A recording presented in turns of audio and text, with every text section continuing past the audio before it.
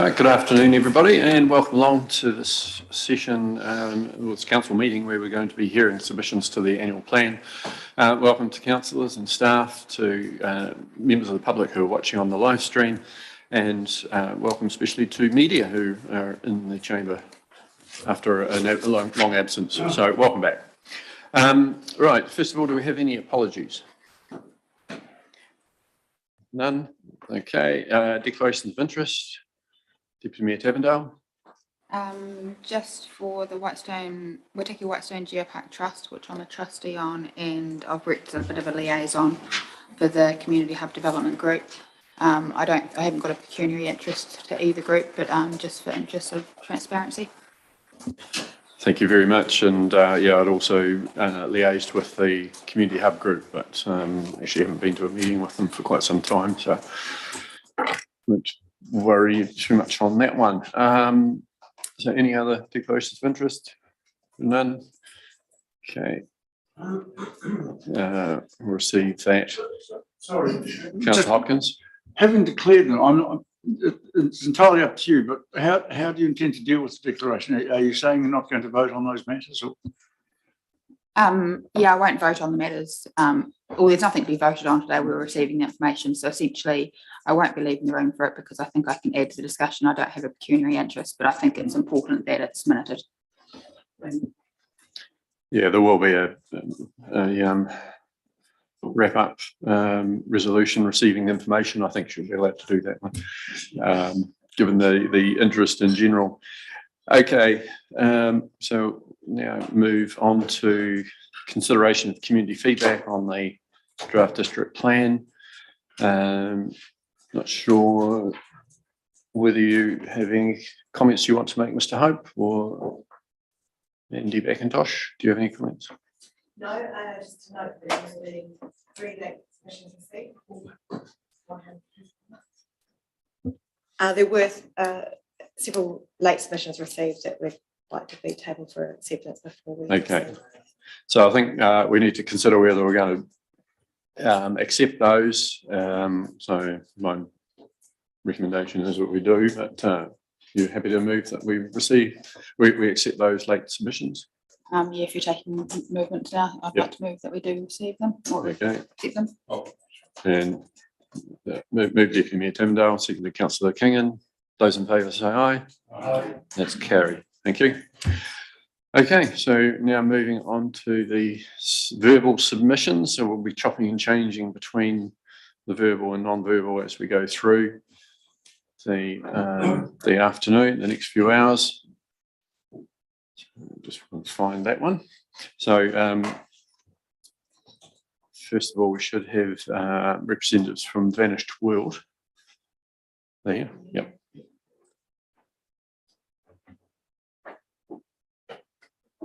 So good afternoon to Faye and Mike from Vanished World. Great to see you again. And let you get settled, and when you're ready to go, if you just press the microphone and away you go.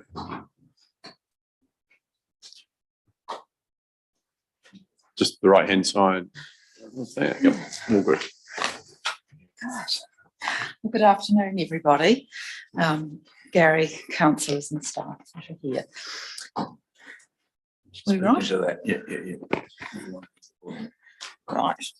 Well, Waitaki District Council has been very supportive of Vanished World, and we thought that we'd take this opportunity to thank you and bring you up to date. So first of all, I'd like to thank you for the support you have given to Vanished World this financial year. It has given us the confidence to know that the renewal of the centre will improve the quality of our storytelling and grow our visitors' numbers and resulting income. We will, however, not be extending the building in Duntroon, but maximising the space that we have. I'd also like to acknowledge the help we have had at the time when we presented to the long-term plan from Councillor Ross McRoby and Trustee Gerald Carter, both of whom unfortunately are no longer with us. COVID has caused some delays, but has also been a blessing and given us more time to work with our partners, the Waitaki Whitestone Geopark Trust and Ngāi Tahu. and importantly, gather a team of people around us who will help us to take Banished World to the next level and bring some more people onto Banished World to boost numbers on the committee. Banished World is open, as you know, 7 days a week, and with funding from the museum's hardship fund, we've been able to employ someone for 3 days a week at the centre until the end of June this year, and that takes the pressure off our older volunteers. We continue to host Pukekohe travel tours, and overseas visitors are slowly starting to reappear. New Zealand visitors have been amazingly supportive over the last 2 years. We're working closely with the Geopark Trust to enable Banished World governance to be under the Geopark Trust, but retaining a separate entity if the need should ever arise to separate it out. A charitable company is the most likely structure. We're also working closely with the Geopark manager to ensure that whatever we are doing integrates with the Geopark. And with that in mind, we're talking about signage, brochures, generally working together and with no surprises. Of course, we're looking forward to the visit by the UNESCO assessors in the first week of July and are doing everything we can to help there to be an excellent outcome for the district. The funding, which we hope you approve for the 2022-2023 financial year, was confirmed during the LTP process last year, a year ago. It is to enable Banished World to employ 1 FTE to run the centre 5 days a week, make us more professional and less reliant on volunteers. We'll still need volunteers at the centre, but won't be wholly relying on them as in the past. So we really can't begin to tell you how grateful we are for your support, and we're happy to answer any questions. Thank you. Appreciate you coming in and giving us the update, but also discussing that further funding for this year. So, Mike, do you add anything before we go to any questions? No, I think Pay's got it all. We've agreed on what we were going to say, and just thank you for your support, really. Good as gold. Okay, councillors, any questions? Councillor Hopkins? Yeah. Microphone. Oh. Oh, look, I'm not sure if this is a question for you, Gary, or Paul. Banished World's requested that council confirms the allocation. My understanding, based on the quote from an email you sent to Faye and our budgeting, that the 50,000 is there. Is that right, Paul? So that's part of the package that, with the rate 7.4 rate increase that we've been looking at. That's correct. Deputy Mayor Tavendale.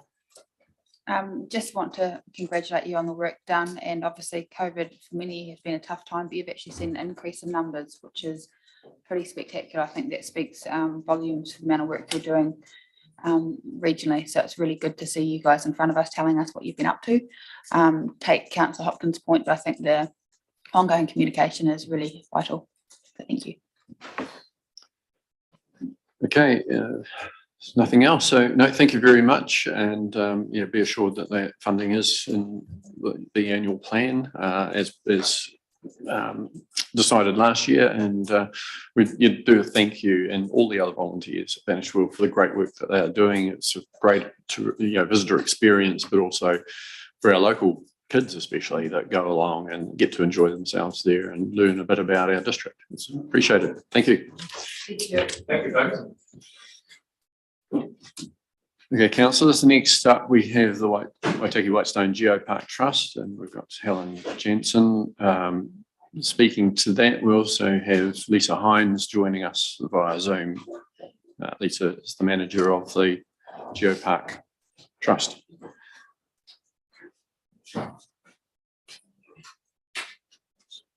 So just got to wait for a wee moment and get things set up.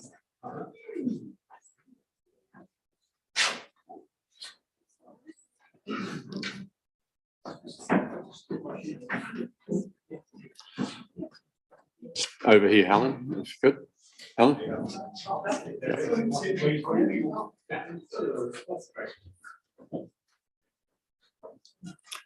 Okay, so welcome along. We'll let you get settled there, Helen, but feel free to take a seat and get yourself ready, or you want to speak standing up, that's fine. So just press the silver bar on the right hand side And if you just direct the microphone up a little bit higher, so we capture that. Thank you.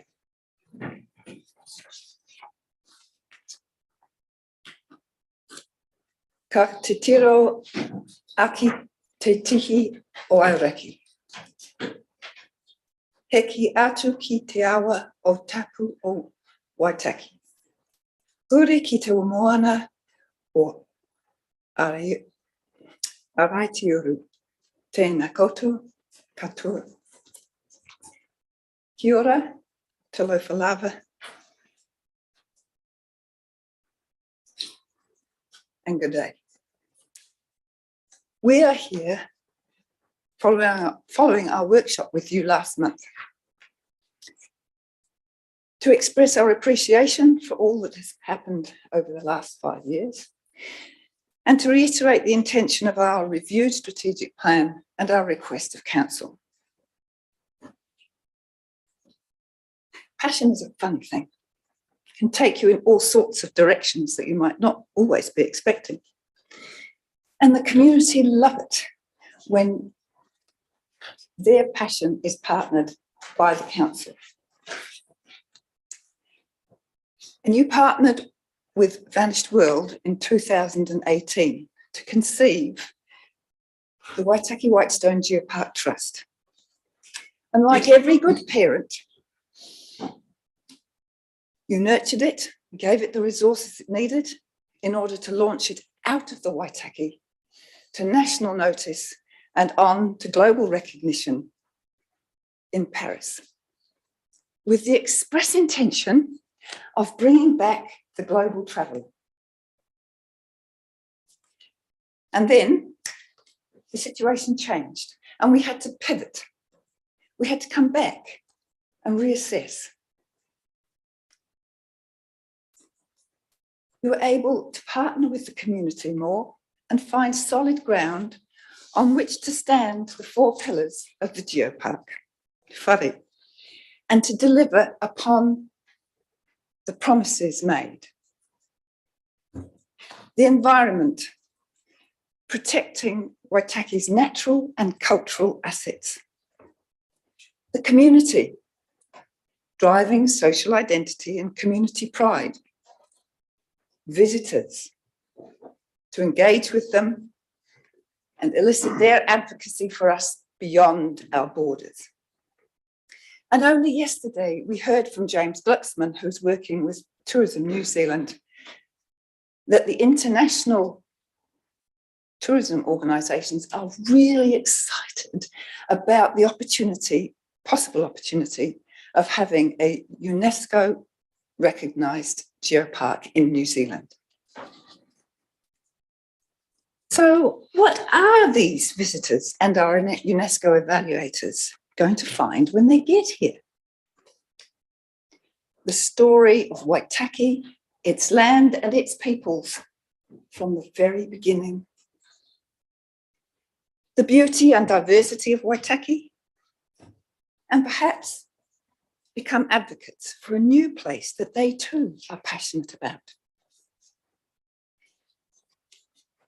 On closer inspection, they'll find a strong relationship with Runaka o Mauraki, great support from local government, increasing interest from sponsors and funders,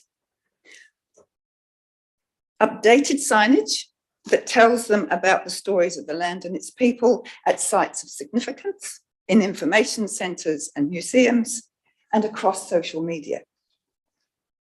If they're here at the right times, they can engage with the activities and events that we hold across the Geopark. And if they miss that, they can see what's been happening on the website, where they'll find podcasts and video recordings, reports and newsletters, and the apps, which can take them on fascinating journeys of interest through the Geopark. And finally, a confident organisation that embraces the responsibilities of the future. And as you've just heard, to that end, we are currently working through the process of taking over the governance of Vanished World, so that the legacy of those passionate people of Mara Whenua is sustained and can be appreciated by the community and our visitors into the future, and the position of the trust can be strengthened.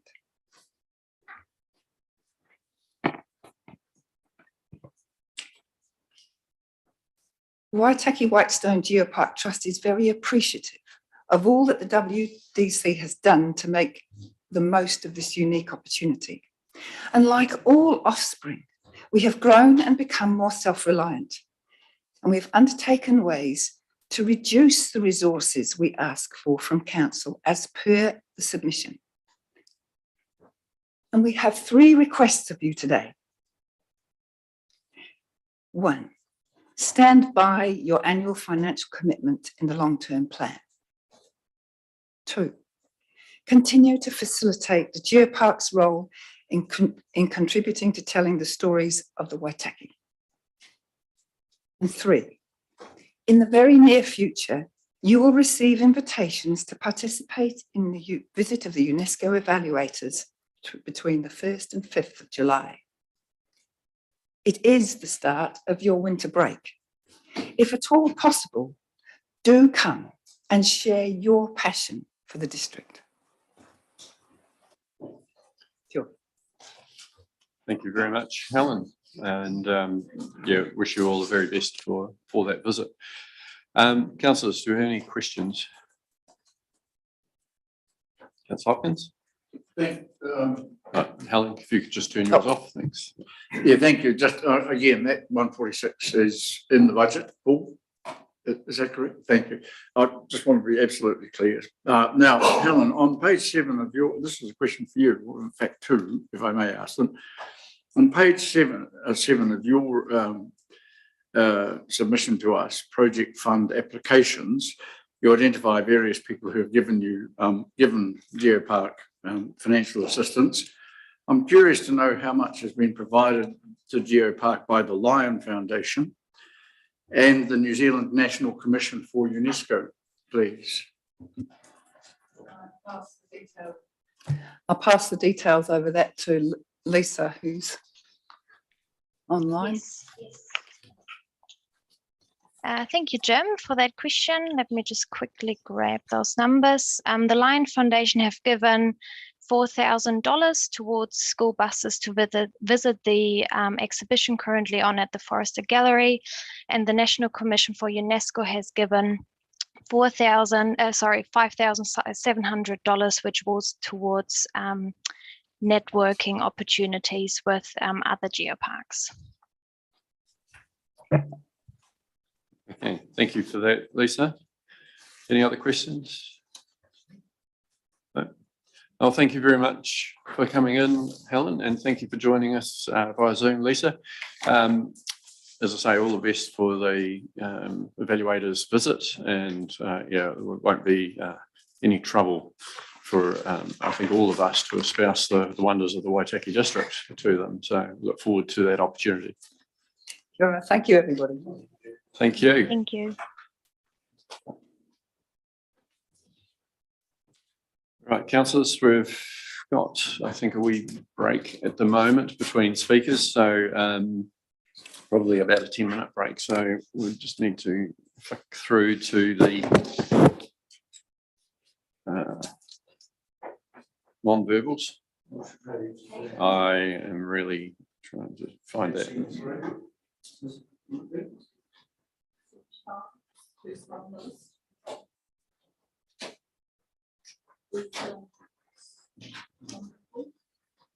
Okay. I thought they would be different chapters for us, but if we can go to see whether this works or not, 75. It doesn't work. Yeah, and we're still in the middle of.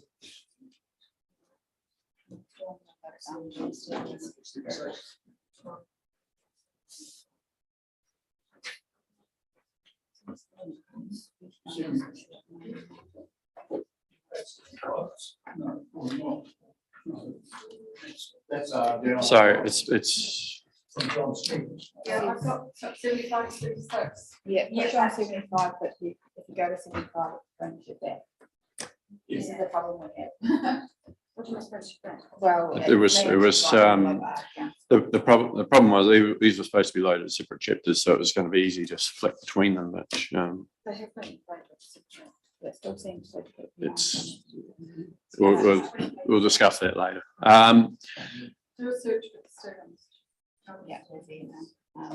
So I'm just trying to find the other number. But anyway, so excuse anyone watching the live stream as we navigate through this fairly complex way of getting to where we need to be between verbal and non-verbal submissions.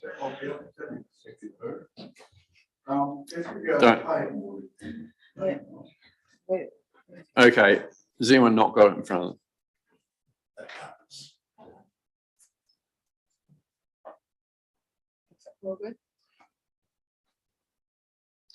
It's page 75 of 163, so it's page 75 within the chapter that we're in, as opposed to page 75 of the book, if you look at it that way.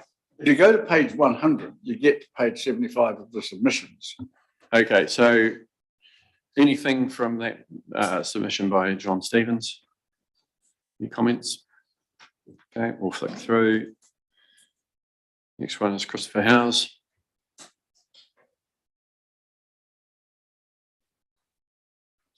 Just to explain to anyone watching this, we've all read them, we've absorbed what's been, comments have been made, so it's really just if there's anything that's outstanding in them that any elected members want to have ask further questions on or take particular note of. Next we have Justinas Yudhistira. I suppose just I'd make a general comment about, perhaps, if I may, about a number of these non-verbal submissions in relation to drainage. Very often they've simply said, yes, we like the idea of more money being spent on drainage, but is there any way we can drill into any of these submissions and find out? I mean, some people talk about climate change and increased flooding generally. I'm wondering, is there any way we can get a clearer sense of what people thought they were, what people were thinking about when they answered that question? I suppose, I guess there isn't really, is there? I mean, these are seen by staff. Are they directed to the relevant departments for any commentary? They are directed to, if there's any comments to that they've made, then they are fed through to the relevant officers if there's a comment that might be requiring comment to that. But if they've just put, yes, they agree with drainage and nothing more than that, unless there's any comments at the end where they've had their free speaking opportunity, then we haven't had that opportunity to drill into that any further than their comment, yes or no, agree, yeah. Okay. Right, moving through to Tim Craig.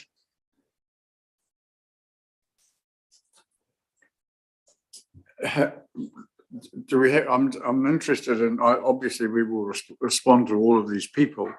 Question 10: your thoughts and ideas. Is there anything else you'd like to tell us about? And he talks about allocating more time and resources to the indoor sports and event centre. Suggests an increase in rates and so on.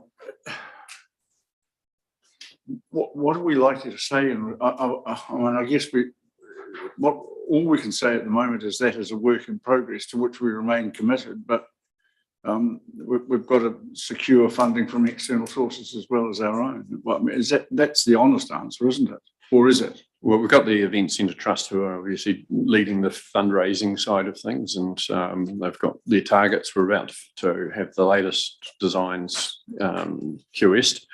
So we'll know what the estimated cost will be, and I think the thing we're committed to is creating a quality facility like he's talking about, and unlike Ashburton, we'll make sure that we've got enough courts so that we don't have to go and add on more courts basically as soon as it's finished being built. So yeah, we're going to have 6 courts which will will serve our community well for years to come. And it will be, the intention is that it's a quality facility. So yeah, we'll definitely make that point. Next is M. Reynoldson.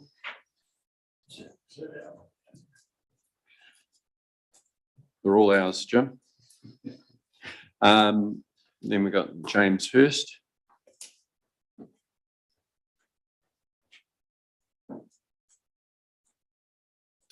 Linda Smith.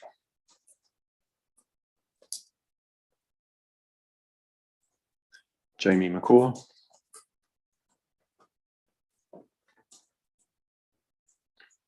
Ray Henderson. Big shout out to Ray, top fan of council. Facebook page.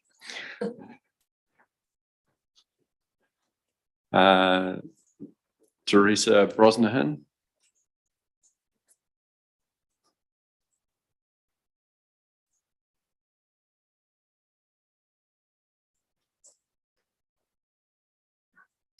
Bruce Smith. Sorry, Gary, just going back to Teresa Brosnahan's submission, which goes into considerable length with regard to wastewater and stormwater in Hampden. It seems to me that that sort of submission does warrant more than I thank you very much. So what are we likely, what can we honestly say at this stage about that? So as far as wastewater treatment plant and service for Hampden, the water team has done quite a lot of work on that. We're at the stage where we need to go back to the community and have a public meeting to actually give them the information and basically ask the question where to from here. So yeah, it's definitely been happening in the background as a result of submissions made at the long-term plan a year ago. And yeah, it's a challenge. The cost for each ratepayer will be substantial. So it's about going back to them and seeing for all those who've had their hand in the air to have a scheme put in, how many hands are still left in the air after we talk to them about the details of it and look at that challenge that we have. So yeah, good opportunity to talk about that. That meeting will, yeah, certainly the councillors will be invited along to that as part of fronting up and talking to the community. Deputy Mayor Tavender. I'm pleased to hear that because I was going to ask about where we sort of had got to on that. And just noting a comment on the ORC's signs advising people not to swim. Just wondering if we've got any risks ourselves on any of our own property around that we need to be aware of. Because obviously it's not a great situation for that community to be in. Yeah, I know certainly our public toilet at Hampden has had difficulty with the capacity. It's being very well used and so on, but what's happening is that I believe staff are getting the holding tanks emptied out more often to make sure that it doesn't create any problems of raw sewage getting into the environment. So there is that happening. I'm not sure, Mr. Hope, have you got anything else you can add? Yeah, no, just reinforcing the comments you made that we're monitoring that closely to make sure that the discharge field is dealing with the quantities that's flowing through it and mitigating, really taking all mitigations that we can to make sure that it continues to be compliant. Thank you. Okay, moving to Bruce Smith's. Not the Westland Mayor, Councillor Hopkins. This man needs to be spoken to sternly. How are you going to refute these slanderous allegations about your ranger? By pointing out that if our roads were that bad, my wife wouldn't have a Ford Fiesta. Look, when it comes to road quality, I mean, we'd all like our roads to be better. We've had a pretty good season this last one after a number of years where it has been very challenging weather-wise to maintain some of that roads. Some of our rural roads have been very good, and it's been notable that there's some good work going on on a good number of them. That's not to say they couldn't be better. Certainly some of our urban streets, I think, if you do the roughness test on them, there's a number that need rebuilt, and we've got a project to have several roads rebuilt in this coming year. It's only scratching the surface on that one though, and we've asked the public, do you want to spend more to keep our roads from getting any worse? And we could have asked, do you want to spend a lot more to make sure they get better? And that's the problem with the lack of co-investment from Waka Kotahi. Any money that we put in, we've got to put 100% in instead of the 45% that we would normally put in, what Waka Kotahi would have topped up. So yeah, it's definitely a challenge, and sooner we can make progress and get some roads at least upgraded, then the better. Mr. Hope. Okay. It's just very quickly, slightly more seriously. Do other councillors share the view that Eden Street's because there's a couple of people who specifically identified it. I wouldn't have called it hugely problematic as a street at the moment, but I mean, is it on the schedule for any work to be done? I'd have to get back to you on that one, Councillor Hopkins. I mean, there's a number of streets around the town that are quite well travelled and need work, but we just have to work our way through getting them upgraded. Okay, we've got the next person here. So for the verbal submission, so just make a note of where we got to. So welcome. Go back to the Business South submission.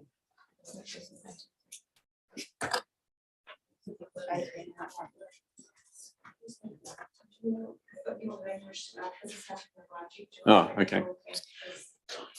Right. So just going to go slightly out of order. We've actually got the Waitaki Resource Recovery Trust here, which is the one following the Business South one. So if we can go to that on, I don't know, agenda page 24.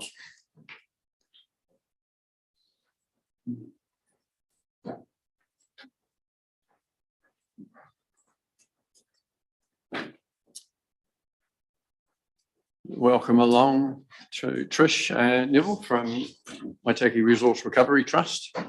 So I'll let you get yourself sorted there. Once you're ready to go, just no, you're okay. So yeah, as far as the microphone goes, I think you might have used these before, but just press the button on the silver button on the right hand side to get it going, and in between speakers you just need to turn it off again so that some other microphones can work as well.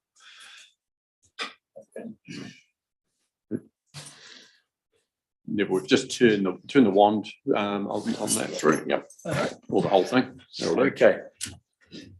Thanks for allowing us to talk to our submission. I think everybody does know me. My name's Neville Lang, Chairman of the Trust, and this is Trish, our manager. Our last grant was in March 11, 240,000, and from 211 to 217, we usually traded within profit range of 20 to 30k, and then we had the China shock in 2018 when we came back to the council for additional funding when the world markets collapsed, and we've granted 2 additional grants. The last grant was a 120k, which we only uplifted 60k off. Since the China effects, we've looked for new markets, and Trish has done a great job, and 95% of our product now is sold within New Zealand. The markets have improved, but they're still fickle, to say the least. And we operate on small margins, which is a bit of a problem. So the problem we're facing right now is freight costs and wage costs. And we've absorbed all the minimum wage for the last 12 years, really. So, but it's not only our problem, it's a worldwide New Zealand problem. So freight is our major cost at the moment that's killing us. Currently, we divert about 2,500 tonnes away from landfill. And that saves our community about 800K per annum. Our aim is to do 3,000 tonnes, and we have done 3,000 tonnes in the past. So with the next 2 or 3 years, we think we'll be up to 3,000 tonnes and save $1 million for the community in freight. So what we are looking at now, we've got 2 options for our current cash flow issues. One is to request an additional grant from council, or the other is to go back to our public and increase our charging. Twice in the last 18 months, we've increased our charging for recycling and waste. Only small amounts, but each time we have had flack from the community. And we're conscious right now with increased interest rates, fuel costs, food prices, that we're reluctant to go back to our people again. But if all else fails, we will increase our charges because we will keep the business profitable and keep it running. So what we would like to do is request an additional 80,000 plus GST per annum, which will bring our grant up to 340 plus GST. And this will allow us not only to be profitable, but should give us a margin where we can do some depreciation, replace essential plant, and just make us a facility that the public enjoy coming to. And we're recognised throughout the country as one of the best community recycling plants in New Zealand. So we feel that in the last 12 years, we've absorbed all the wage increases, and we think that an increase in our grant is justified, really. But it's up to you people, and if it doesn't happen, we will certainly increase our charges to the public. Thank you. We're open to any questions. Okay. Trish, did you have anything you want to add? No, all good. Okay. Councillors, questions? Councillor Wallstein. Thanks, Neville and Trish. Just looking at your figures for the last couple of 3 years, Neville, I see like 2000 year June 20, surplus of 135 grand, and then in June 21, a deficit of 21 grand. So 2 questions. How's your current year going? And just looking back at the 2020 year, you had other income of 198,000. Last year, only 77,000. So just the change there? Totally COVID. The wage subsidy was the first big one when we had the 6-week close down, and the last one was the smaller COVID. So the figures in the last 2 years are quite distorted because of COVID. We're looking at close to a break even this year, and we've done a cash flow maybe on conservative grounds for the next financial year, and we're budgeting a break even at 320,000. So that ties in with the increased grant. Including the increased grant? Yeah. Thank you. Councillor Hopkins. Thank you, Mick. Neville, a couple of questions. You on one of the pages of your submission, you talk about freight costs doubling on the 1st of June for glass, and how you're applying to the Glass Packaging Forum for funding of over 40,000 to accommodate this. Has that money been forthcoming? Have they, do you know if they're going to give you any or all of that amount? I'll answer it first and then Trish will come back, but yes, we're pretty confident we will get.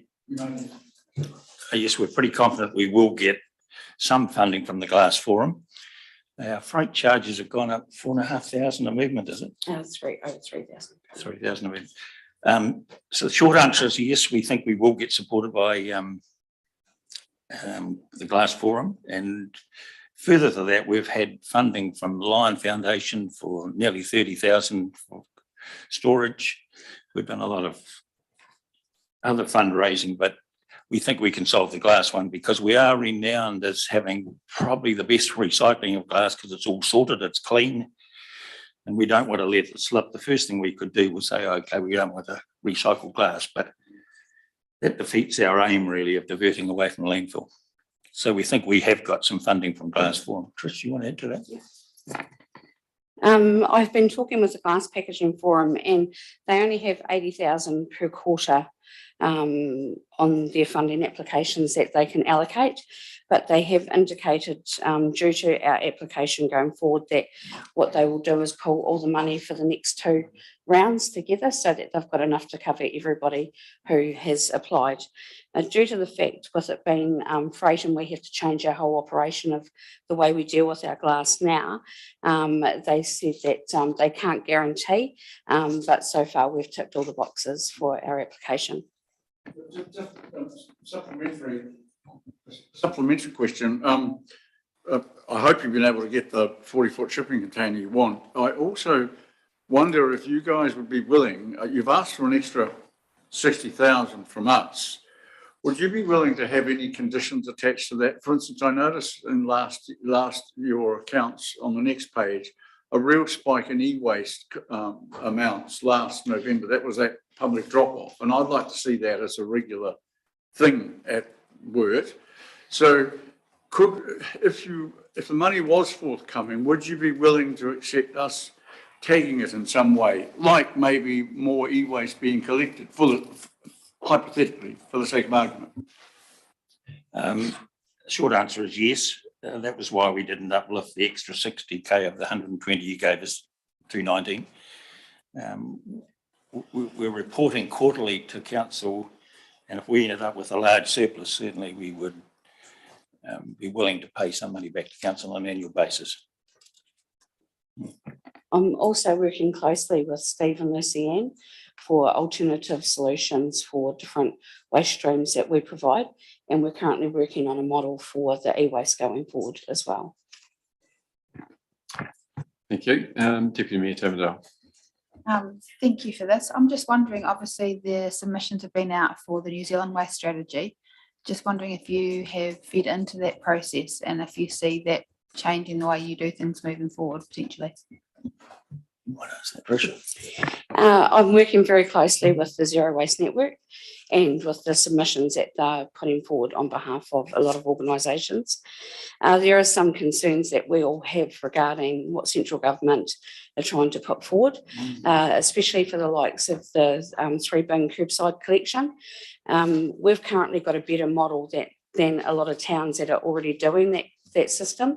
So we're looking to see whether or not there would be exemptions for people who currently have a better model in place.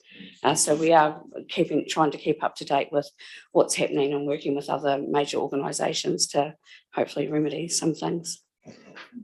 Yeah, there is a lot happening in that space. Container deposit returns and so on, food waste collections.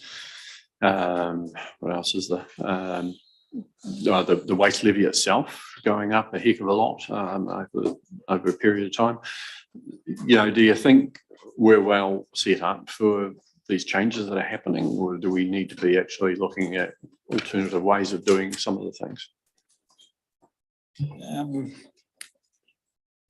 Probably we're labour intensive, and it's because of that we have clean product to sell. But if, say, for instance, we're at a 4-bin system and people brought bins and get a lot of contamination, and our conversion rate locally here is probably better than a lot of other bigger centres.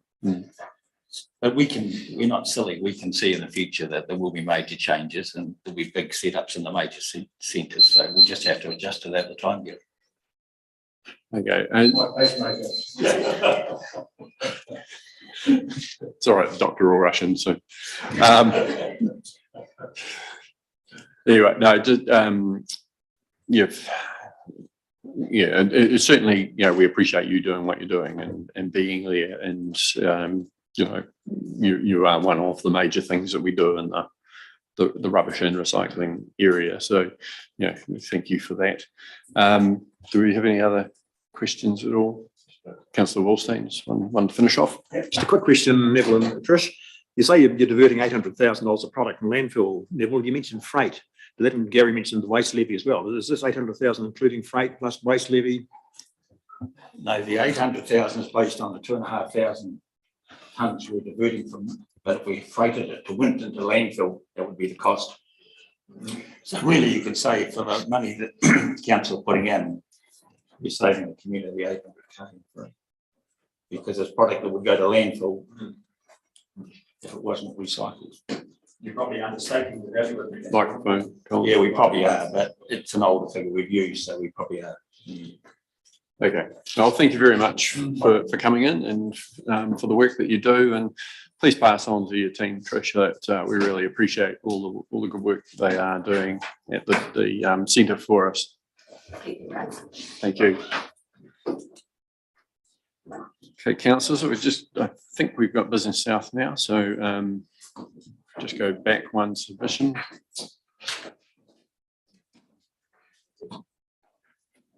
Page 18.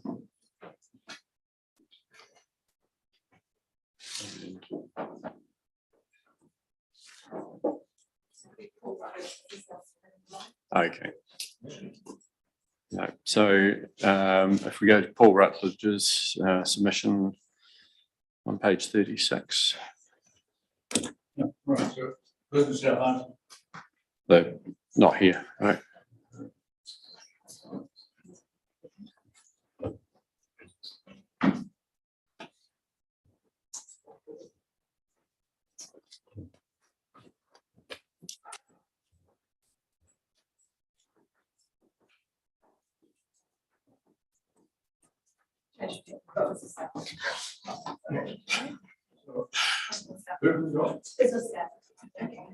Right, if we go back to that one again. So back to Business South. So anyway, welcome, Rebecca. Yeah, take a seat there and let you get organised while we get organised. Sorry. So welcome along. And yeah, just when you're ready to go, you can take it that your submission has been read, but happy to have any areas highlighted or any other comments. Yeah, I'm basically just going to go over the submission that we put in. So Business South, for those of you that don't know, is a merger of the Otago Chamber of Commerce and Employers Southland. So it's a real kind of wraparound business association support. And whilst preparing for the submission that we were putting together for the annual plan, we basically just consulted with our members, which is now quite covers quite a broad range of businesses. So we've merged with what used to be the Oamaru Business Collective, and then everyone that was a member beforehand in the chamber. So we've got lots of businesses in the retail club. Sorry. There's lots of people. Sorry, I didn't realise. So do I have to turn it on? Yeah, just press the silver bar on the right hand side there. That's fine. Yeah. Sorry, I didn't realise. No, that's all right. Now everyone can hear me. Oh no, I can't. Just carry on from where you were. Thank you. I wouldn't be able to remember it Councillor all. Hopkins anytime you want. Okay, good. That's good to know. Got the lay of the room. So it's quite a broad range of different businesses that we're serving. And they've obviously got different needs and different issues. But one of the main things that was coming up again and again was how is the council able to support small to medium-sized enterprises, and particularly in that retail and hospitality space. There's lots of businesses sort of on the main street that are closing or, you know, in the position where they may have to close. So one of the things that was particularly of an issue was the rates increase that seems to be targeting that group of people. So I know that the rates increase is less than you put out, but it seems to be focusing on that central commercial space, less so in sort of domestic rates increase and sort of further out commercial space. But that was something that we couldn't really understand, why those are the businesses that are really, really in strife at the moment. And it felt like there was a focus on increasing their rates as opposed to other people's. And we were wondering if there was a reason for that, or if there was anything that could be done to kind of address it. So that was something that kind of really stood out. Again and again, one of the problems was there's nowhere to house people. We can't recruit people, and when we can, there's nowhere for them to live. Unfortunately, there was some people were saying there's no affordable housing, and some people were saying we don't have appropriate professional housing. So it just highlighted that there's an issue with availability of housing across the board. Yeah. So And then we included in our submission just a discussion around what's going on Thames Street and is there anything that we can do to stop additional closures along there, because obviously that's probably the first thing that most people will see when they come to Oamaru or when they're driving through Oamaru, and lots of vacant shops isn't a great look. And we as Business South would really like to be involved in your economic development plan and think we could play quite a crucial role in connecting the business community to what your vision is for the economic development plan. And I know that that's something that you're kind of in the process of looking at yourselves now, but as and when it's appropriate to involve external people, we'd really like to be part of that, because I think there's a feeling in the past from some of our members that any economic development plan or tourism venture hasn't really been cohesive and maybe works for one group of people but not for other groups. And as a small region, we possibly don't have the luxury of not having everybody on board. And we think now that we've got quite a broad representation of business in the area that we could play a role in making that happen quite effectively. And then we talked a little bit more about infrastructure planning and consent, but that's really about housing and making sure that businesses, particularly in the older part of town, are fit for purpose, because we know that there's been a few businesses that have changed hands sort of in recent months. And then a new business owner gets into that space and the building isn't fit for what they need to do, whether that's because it's not up to building code or there's asbestos issues, and then we've got a vacant building for an extended period of time. So we were wondering if there was anything that could be done around like a basic standard of development with those older buildings, and whether that would be something that would add to the older historic part of town.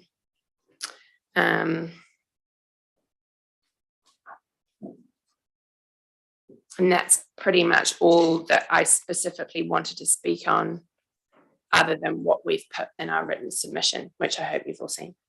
Okay, yes, absolutely. No, thank you very much for that.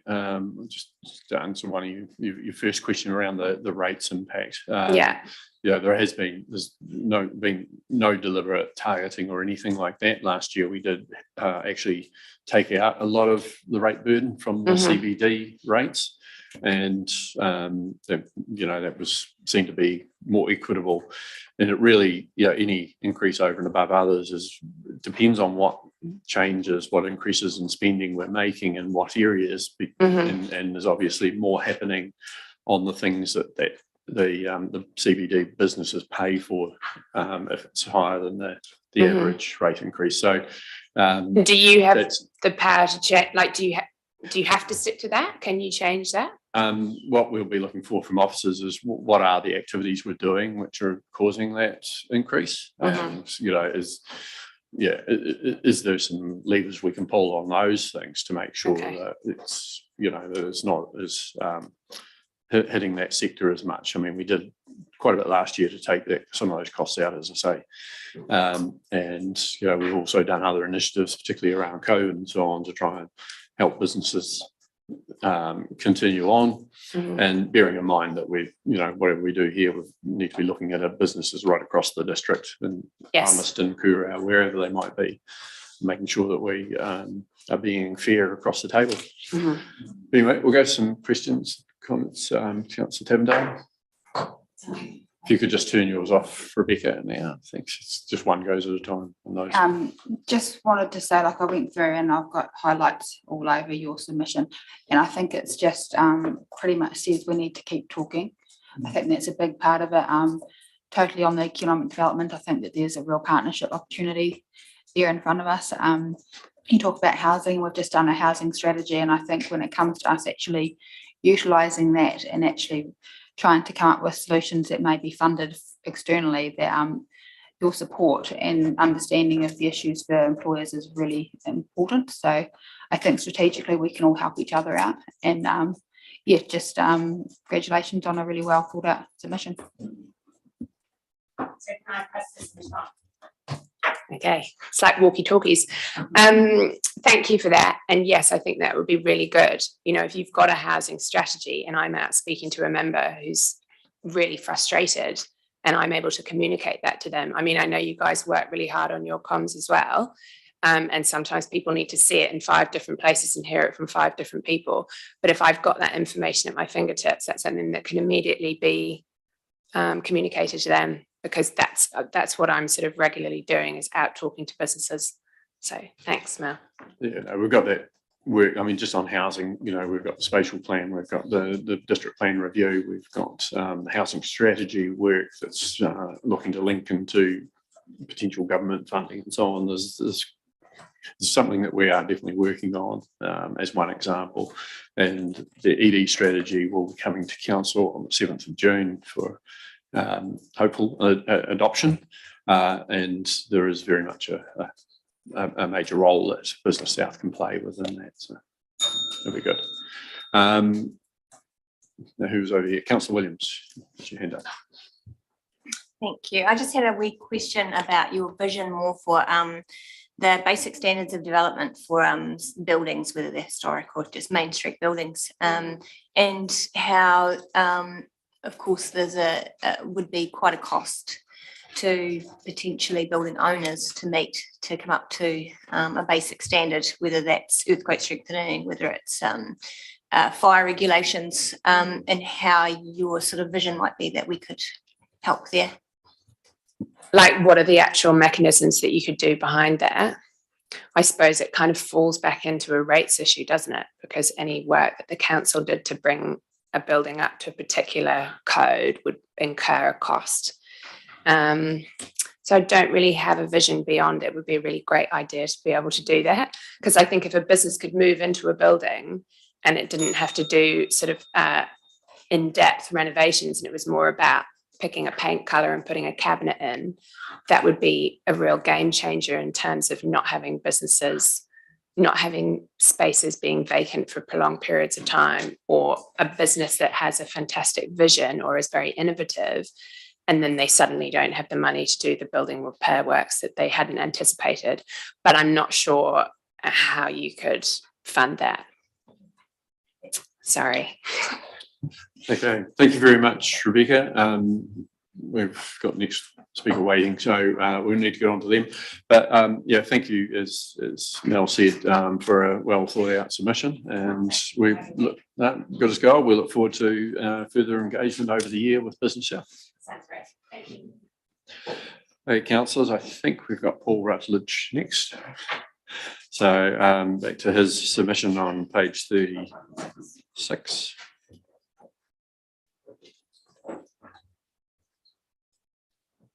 Well, if you just take a seat on over here, thanks. Yeah, thank you very much. So welcome. Yes, especially prepared. So welcome along, get yourself comfortable there, and you can take it as read that we've gone through your submission, but happy to go into any details or any comments you want to make. Okay, so firstly, I'm Paul Rutledge. I'm a retired lawyer originally from Christchurch. So I'll deal briefly with the main questions that I answered in what I see as their priority order. And the first one I address is the council and what you call the reforms question. Now, I had my first involvement with the council back in the mid-1990s when I was asked to do some work for it. And I came down to have a briefing with the then CEO, who was kind enough to show me through your building, which you had recently moved into. And he told me about the process that you've gone through to acquire the building, which, as you will all know, essentially involved putting together a proposal for a new build and to acquire this building and upgrade it. That proposal, he told me, went out to the ratepayers with a recommendation from the council that they should approve the most expensive option, which was to buy the building and upgrade it, which of course got support. Now, I was particularly impressed with the process that he explained to me, and it seemed to me that there was a fairly clear demonstration that the ratepayers at that stage had confidence in the council's vision and leadership in going for the most expensive option. And I went back to Christchurch most impressed and told my my mates back there what I had been told down here. So fast forward to 2011, and I bought my first house here as a getaway from the Christchurch earthquakes. And in 2016, I moved down here permanently.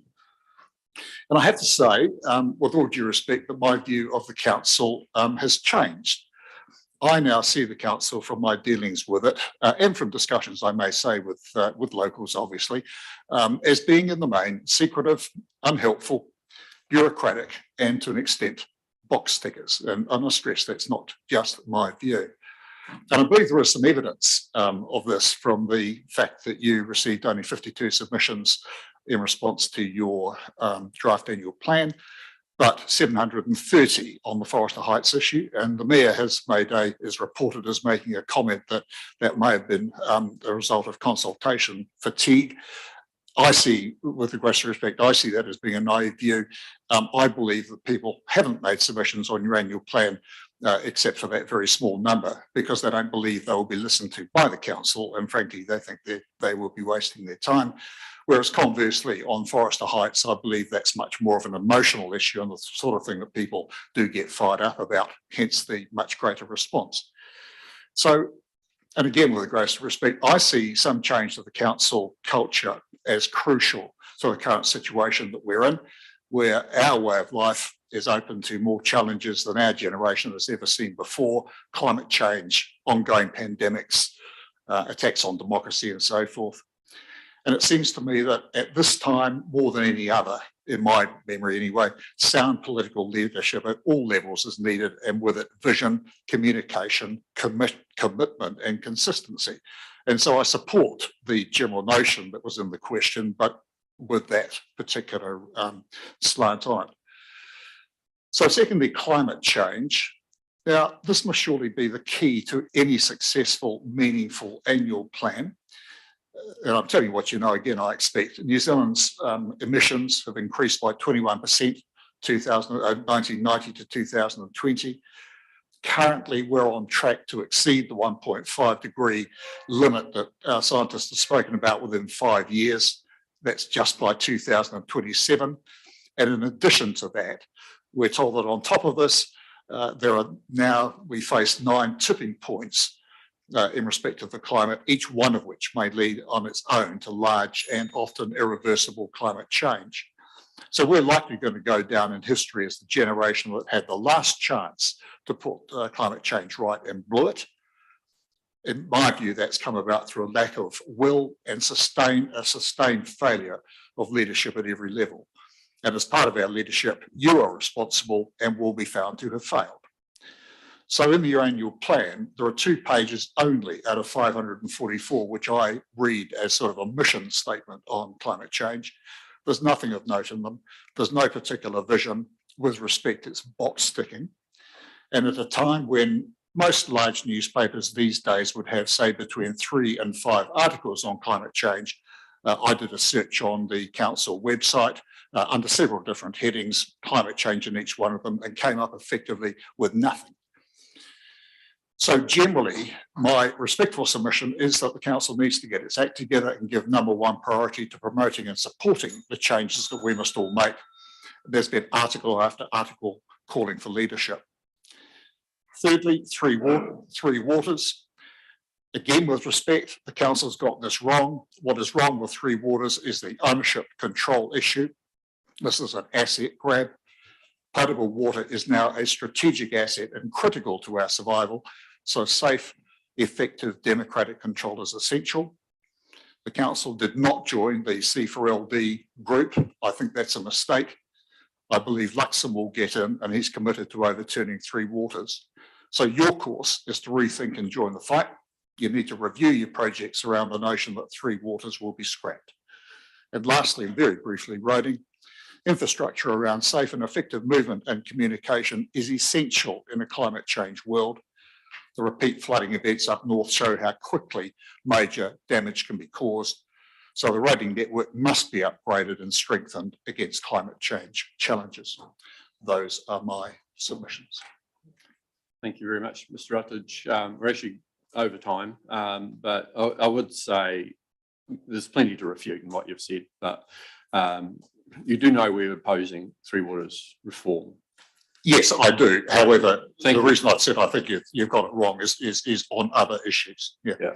So, yeah, I mean, we can argue around the pros and cons of joining C4LD and various other things, but I don't think it's overly productive use of our time when we're trying to hear about annual plan submissions, but happy to engage with you any other time that you would like to. I'm not sure when you warned me, but I'm happy for you to warn me again on the perils of actually fighting the fight against Three Waters, but we'll see how we go. And feel free to get in touch if you do want to have further discussions. Sure. Thank you for your time. Thank you for the submission. Okay, councillors, we should have Mark Smith here next. So it's on the next submission.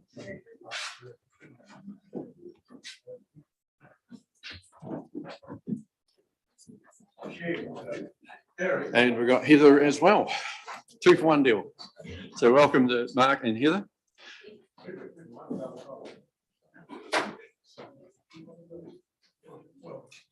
Right, so the floor is yours. You have read the submission, but feel free to go into any points you want to. And when you're ready to talk, just push the right-hand side of the silver bar there and it'll activate your microphone. There you go. Right. Greetings, councillors, Mayor Gary, and everyone here. Thank you for the opportunity to speak. Our request is that the WDC become an accredited living wage employer. Why a living wage? It would be great for the Waitaki. It's the right thing to do. It's about people being paid a decent wage, being able to participate in the community, and about kids growing up healthy too. And that's good for everyone. People who don't have much tend to spend what they do get. That tends to benefit them and their family in terms of their health and quality of life, and also the economy as spending goes up. That translates to more spending in our local community. 3, it is extremely practical. It is not very expensive, but it is a great way to deal with a lot of problems at once. It improves the economy, makes smart businesses more profitable, and helps people help themselves. It's about helping our community to thrive and make Waitaki the best place to be. Fundamentally, it is the right thing to do. At its time, things are getting harder, cost of living is going up, inflation, supply chain problems along with the pandemic, war in Europe. The COVID crisis demonstrated whose work is essential, and many of the people doing that work are being paid below the living wage and being treated rudely to boot. The minimum wage is inadequate. Arguments against the living wage are flawed. David Card, one of last year's Nobel Prize winners, proved that a higher minimum wage does not cause job losses, nor is the living wage expensive.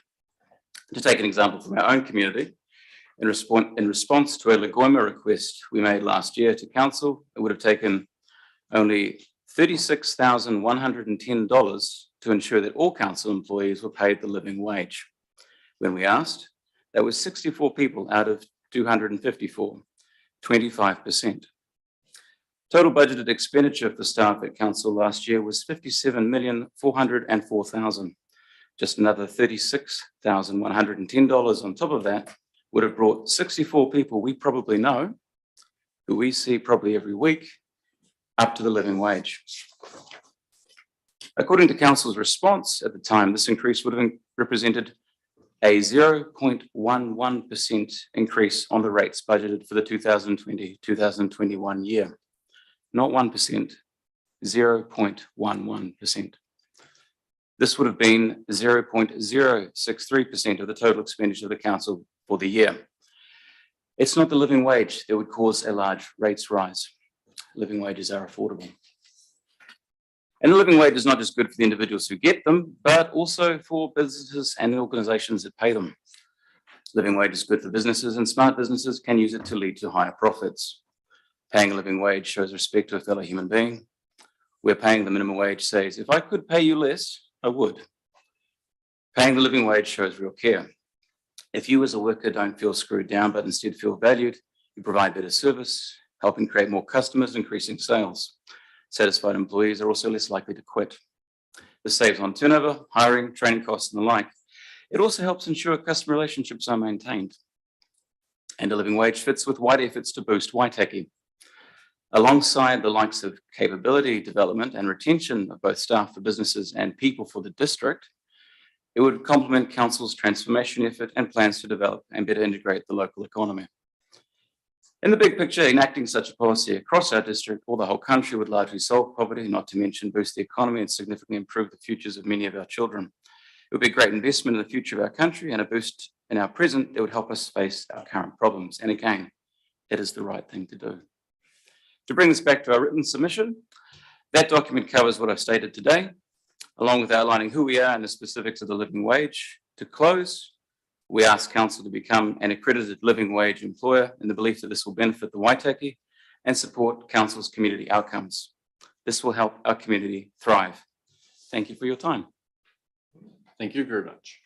Right, councillors, questions?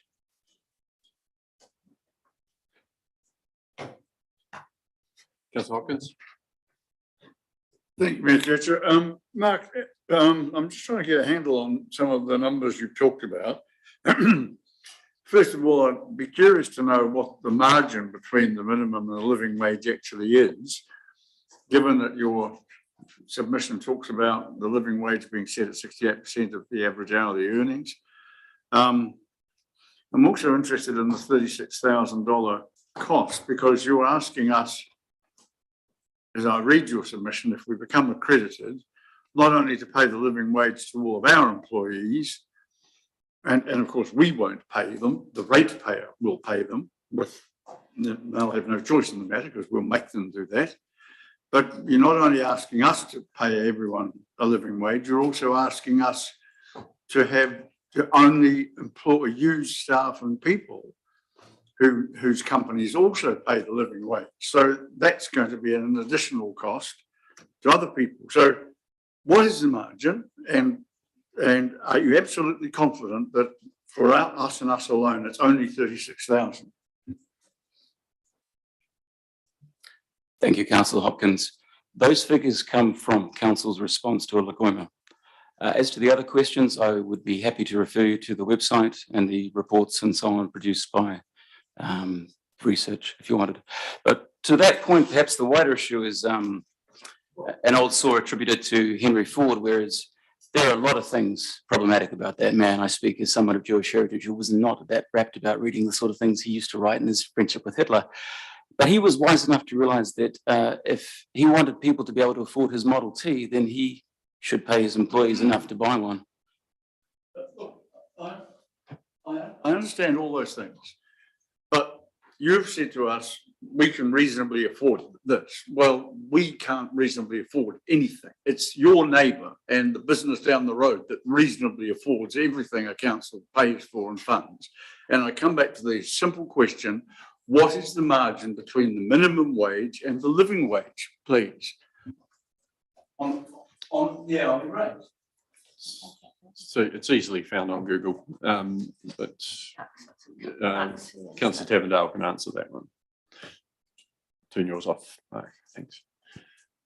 Sorry, in your Oamaru Mail article, it says it's gone from, well, it's 21.20 an hour as minimum wage, and living wage is currently $22.75 an hour. And if I can just ask a couple of questions while I'm here. Thank you for your time. And I see you're doing a bit of work on this, and just wondering, first of all, if you've had a lot of feedback on your article that went through the newspaper here, and obviously you've been working with other local businesses and things. So I'm just wondering what kind of reception you've been receiving. Thanks.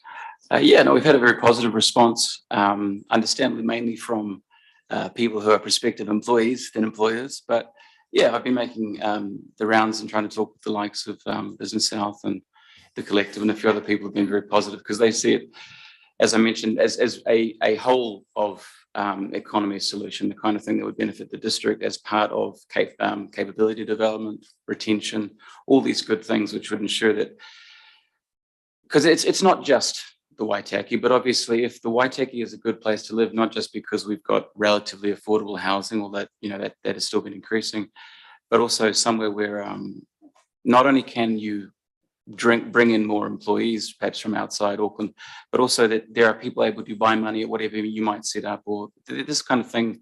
A lot of people get the idea, they see the benefit. So yeah, we've had a positive response. No, I appreciate that, and it's really good to hear you that you're talking with the likes of Business South.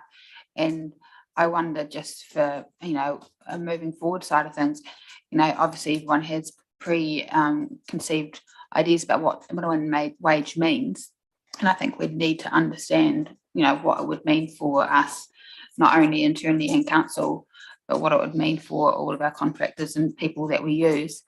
Because it does have far-reaching effects, and I think that's something we'd probably need to talk to the community about to get an understanding if the general ratepayer is supportive of that. But it's certainly a discussion worth having. Just a couple of questions I've got. I think we all come from a place where we want to pay people as much as we can afford to pay them, and make sure that they are fairly remunerated for what they do. But we also, around this table, have to remember that we're taking money off people who aren't earning even the minimum wage. Their income each week is less than that, and so that's something we are mindful of as well. There used to be publicised the equation that basically what was the living wage calculated to cover. But I couldn't see any of that on the living wage website. Do you know what that is offhand? Like it was supposed to be, make sure that people have got, the basic needs.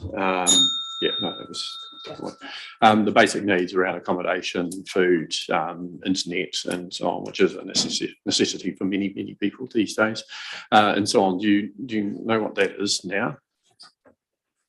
Offhand, no, I don't. Sorry, but I'm aware that the likes of the family development unit would have the family research unit rather, the specifics you're looking for. So if you wanted, I could follow up with that and get that back to you. Yeah, it'd be good. Because the challenge is that, as I understand it, living wage is the same whether you live in Oamaru or whether you live in Auckland or whether you live in Mataura. No, that is a good question. I see your point. Yeah, no, that is something that's been costed out and thought about in these terms, because they pick a single digit, because otherwise it becomes impossible to even have regional. But yeah, I see your point, and I'll look that up and get back to you for that. No, thank you for that. Okay, and thank you very much for coming along. And we sympathise a lot, I think, with the basis of your argument. It comes down to affordability overall, and being mindful of where we've got to get the money from to pay our people, and make sure that they are fairly remunerated as well. So thank you very much. Appreciate you both coming in. Thank you, Heather. Thank you, Mark. Okay, councillors, we should have Robert Rudnart now from the Waitaki Community Housing Waitaki Community House Trust to talk about that and the Community Hub Development Group.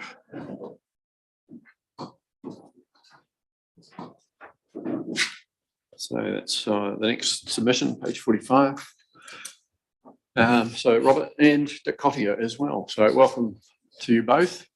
Let you get settled in there. When you're ready to go, just press the silver bar on the right hand side of that silver bar for the microphone, and away you go. I'll introduce both of us. I'm Dick Correa, chairman of the Waitaki Community House, which is represented on the hub. Robert Ranud, who's the development officer for the hub, which is something that you're not aware of yet, but we hopefully will make you and entice you to. I'll leave it over to Robert for a couple of. I probably should say that I think pretty much everyone is aware of the community hub concept, but it's great to get an update on where things are at and what the shape of it's going to look like potentially. Yeah, will do. So my name is Robert Rudnart, and I'm the development manager of the Waitaki District Community House Trust. and Dick and I, we are here to seek council support for the Waitaki Community Hub. As you may have known, the Waitaki Community House currently on Thames Street is no longer fit for its purpose for quite a number of reasons. The most important one being that it no longer provides enough space for our communities. There are organizations who ask to be located in our district or in our town, and we have to say no to them. To remedy this, we are looking to create a spacious community hub where local meets local, where out-of-town social providers find space to hold office, where people come together. Examples of hubs such as these in the South Island are the new Wanaka Community Hub, the Phillipstown Community Hub in Christchurch, and the Alexandra Community House. We believe that the Community Hub will be an asset to the Waitaki region and fits in the future for local government review and council strategy to provide shared services. Help us make the hub a reality. The search is on for a suitable location.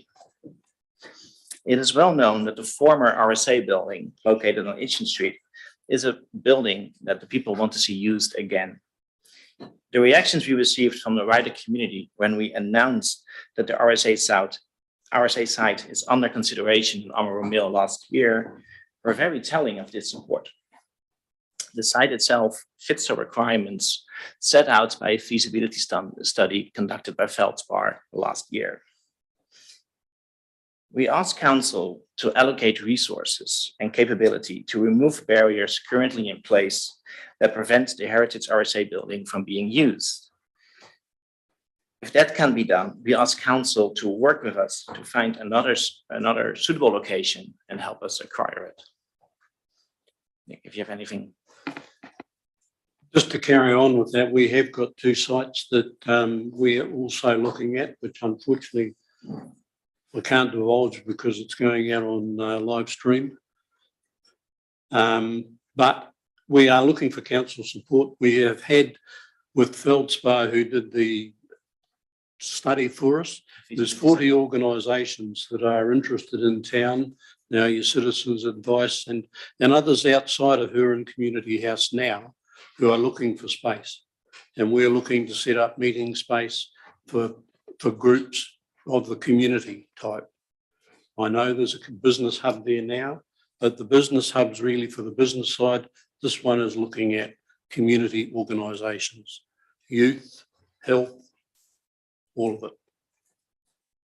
Okay, thank you. You ready for some questions? Okay, Councillor Wallstein. Yeah, thanks, Dick and Robert, for your submission. Hey, just on the second page of submission, you say the hub must be established in a central part of town. To me, the RSA is an anomalous scale of size. It's not the central part of town. It's not far away, but it's not on the main street.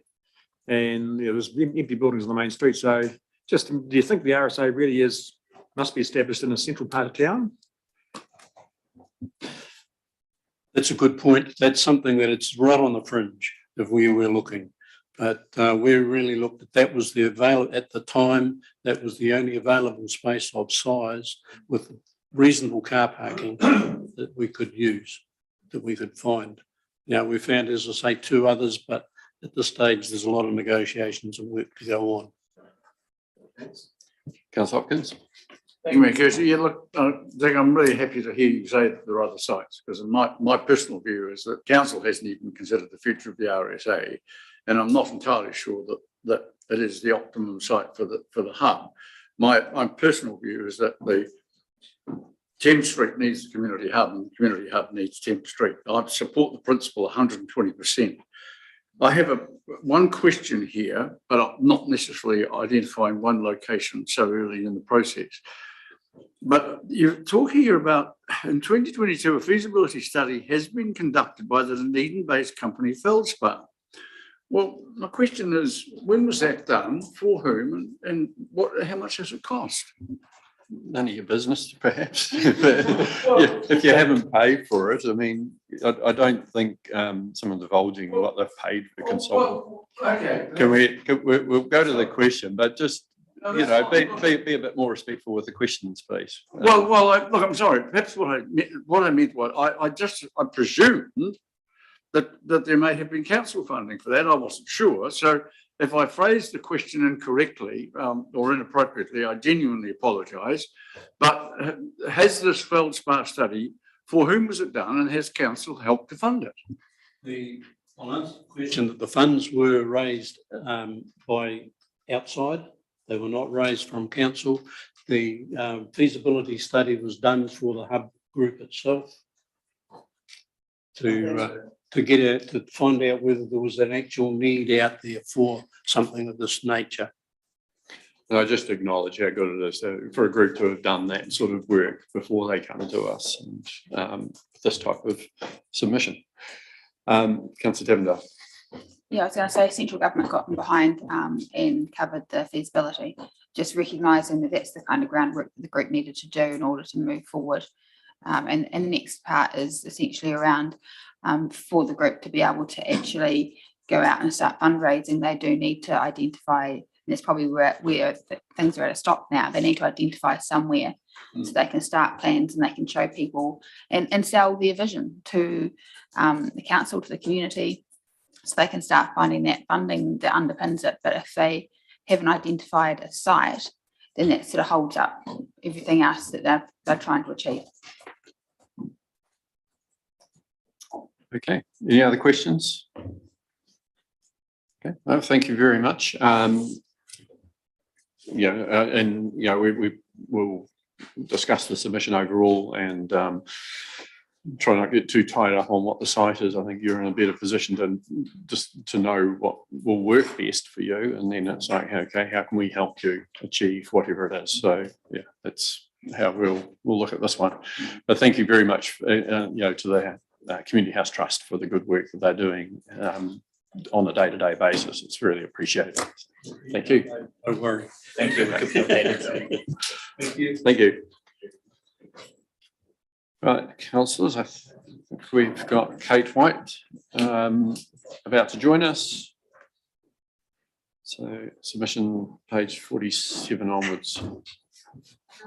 Oh, no. Okay.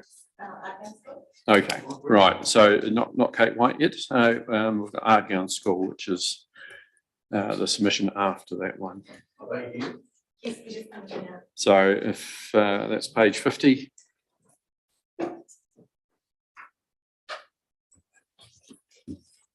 Just wait for them to get in.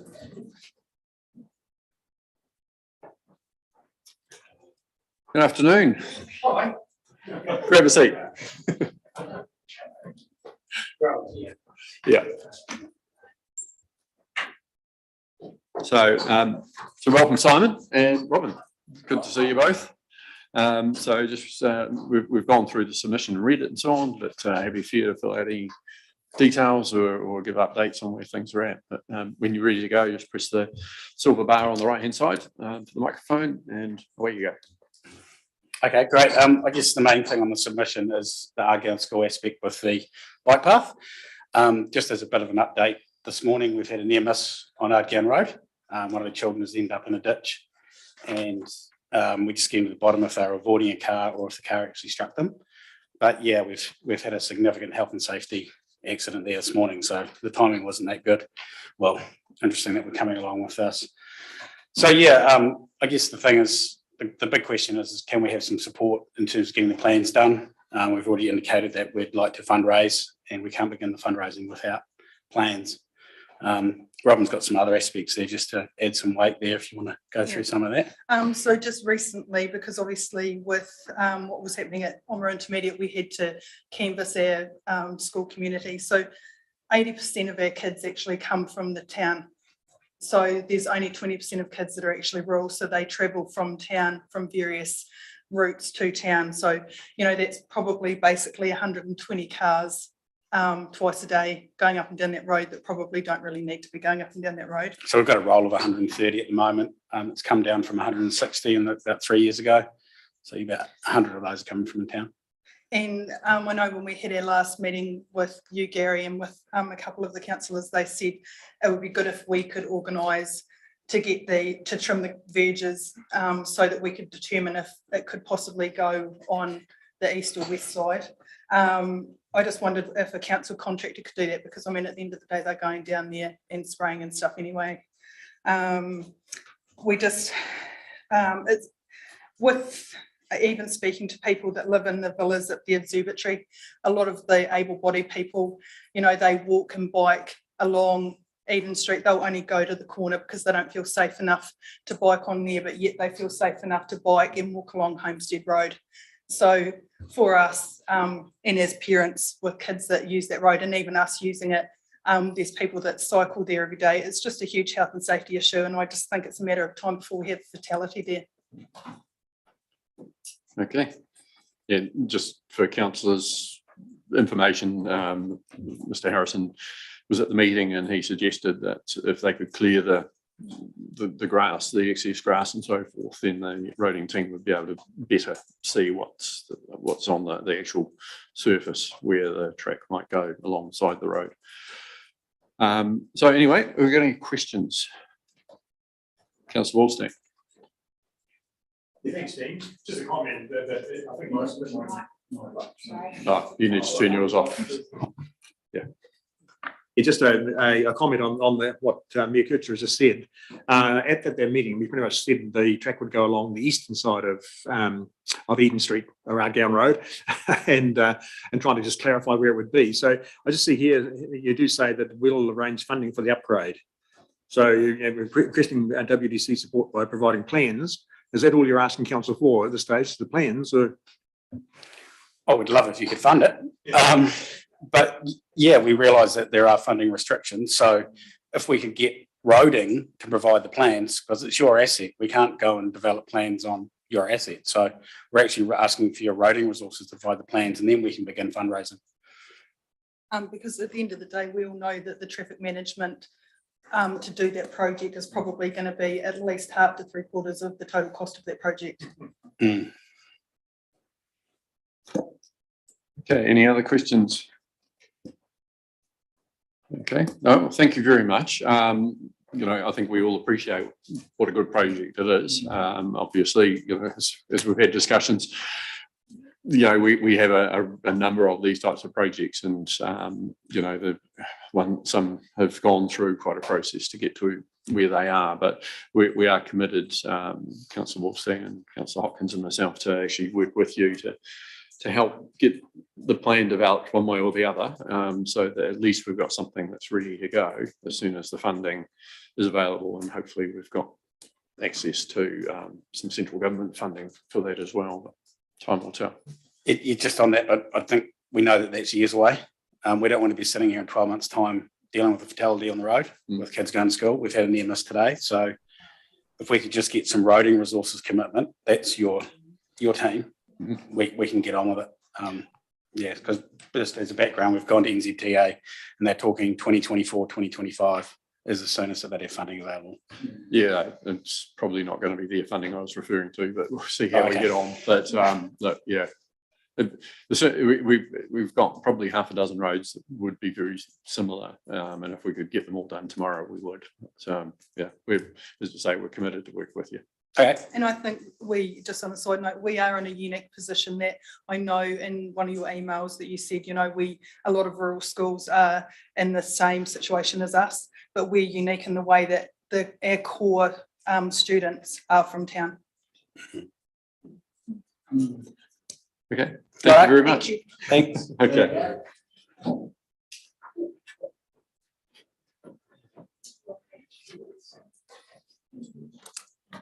Okay, I'm not sure who we've got next. I'm not going to say that. Okay, and it is Kate White from Te Kauhurau and Matakaya. So welcome, Kate. Thank you. Sorry. If you, oh, sorry. yeah, no. Now that you've now you've stopped maligning the contractors, you can turn it on. So just the right hand side of that silver bar. There. That's it. Perfect. I think you all know me, that I'm loud enough to be heard when I need to be heard. Thanks for the understanding of me being late, and I know afternoon tea is important. People run on it. They do. I feel really strongly about the special school road submission I made. There's been we haven't heard the end of Campbell Park. You know, this is a Lake Alice situation. This is a place that there was a lot of abuse. It wasn't, special should be special and kind and nice. This place wasn't kind and nice, and there not a week goes by that some boy or man that went there as a boy comes back to that place to try and relieve some of the demons that he suffered there. And it's well known that there was a lot of abuse there, and that is yet to come out. So I think the council need to, it's currently got two names, Otikaiki Road and Special School Road. And I think it's time for the Special School Road to go, because it wasn't a special place. I also want to talk about because I would like to encourage the council to work at Te Reo a little more. We all have to do it. Well, we don't have to do it, but a lot of us choose to do it. Jim and I were on a committee together, and I applaud ECAN for making us work it out Te Reo, didn't they, Jim? Yeah. So, and well done on the Take a Hurrah, Gary. It was very good. Just done a podcast on that actually, about the abuse of names, Wacka White, Para M, and I can't even say it anymore, Hakataramia, I do a hacker, which is, I think, actually a paddock racer, a hack car.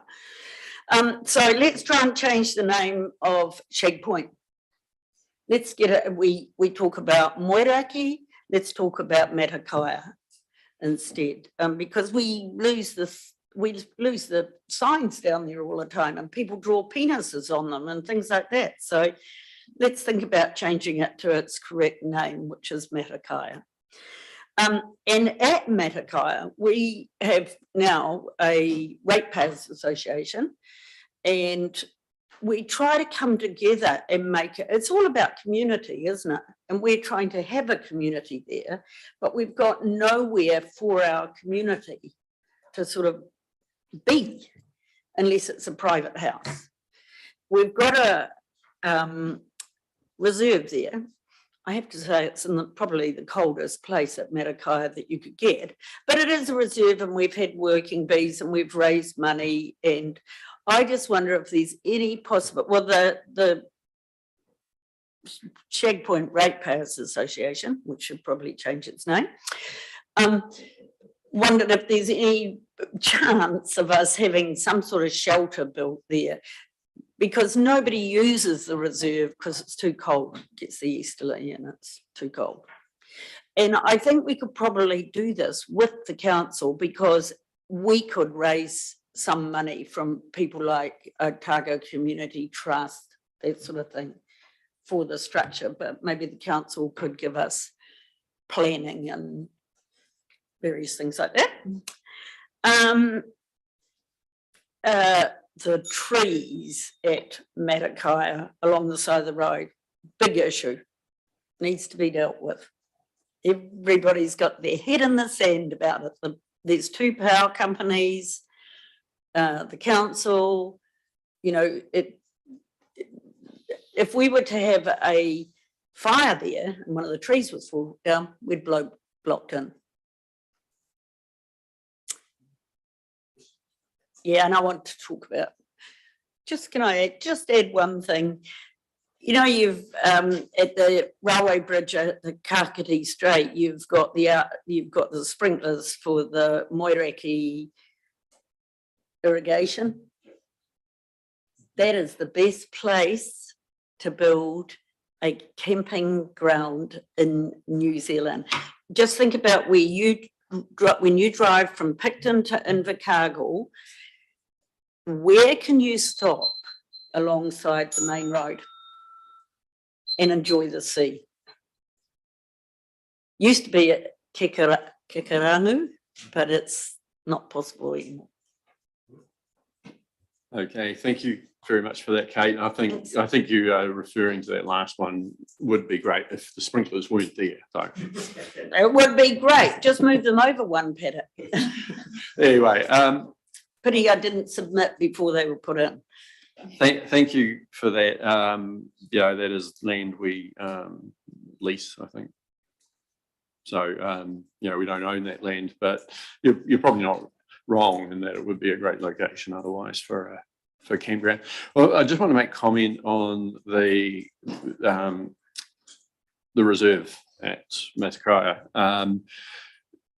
This is probably good for you to know in Kura as well, actually, because both the Ahuriri Community Board and the Wahimo Community Board have reasonable funds within their discretionary spending allocations, so particularly for reserves and so on. So we'll talk to them about what you put forward for that reserve, and they could put some funding in, and if you're able to do some other fundraising and leverage off the money that they put in, should they agree to do that, then that will help you get that done reasonably easily.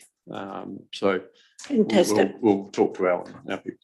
As far as the name changes go, there are they call themselves geographic board, I think it is, so go through and do the names and so on. They are working their way through the country, and they've got about 500 name changes or dual names that they're proposing for Waitaki. I haven't seen what they are or anything, but there is the possibility of doing something sooner than that, as I think was being done with the Wahimo Shag River. So, you know, we can certainly assist with that and find out more information. So any questions, councillors? Thanks, Kate, for your... Oh, you just need to turn yours off again, Kate. That's better. Thanks, Kate, for your submission. Just a quick question on the trees. You say on public land, so these are none of the pine trees that are planted around the Cape. These are just trees on the side of the road, I assume, on public land. They're on public land. They're on public land. They're on the side of the road, and some of them are huge. And one of them is particularly badly split at the moment. So yeah, I think they're road reserve, and is it not Network Waitaki down there? Is it the Tiger Power or whatever they call themselves? It's actually complicated. For the first sort of kilometre going in, it's Otago Network, and then it changes. Right. To and both of them washing their hands. They have cut down some trees on the way in, a big gum tree and things, but the pine trees are the issue.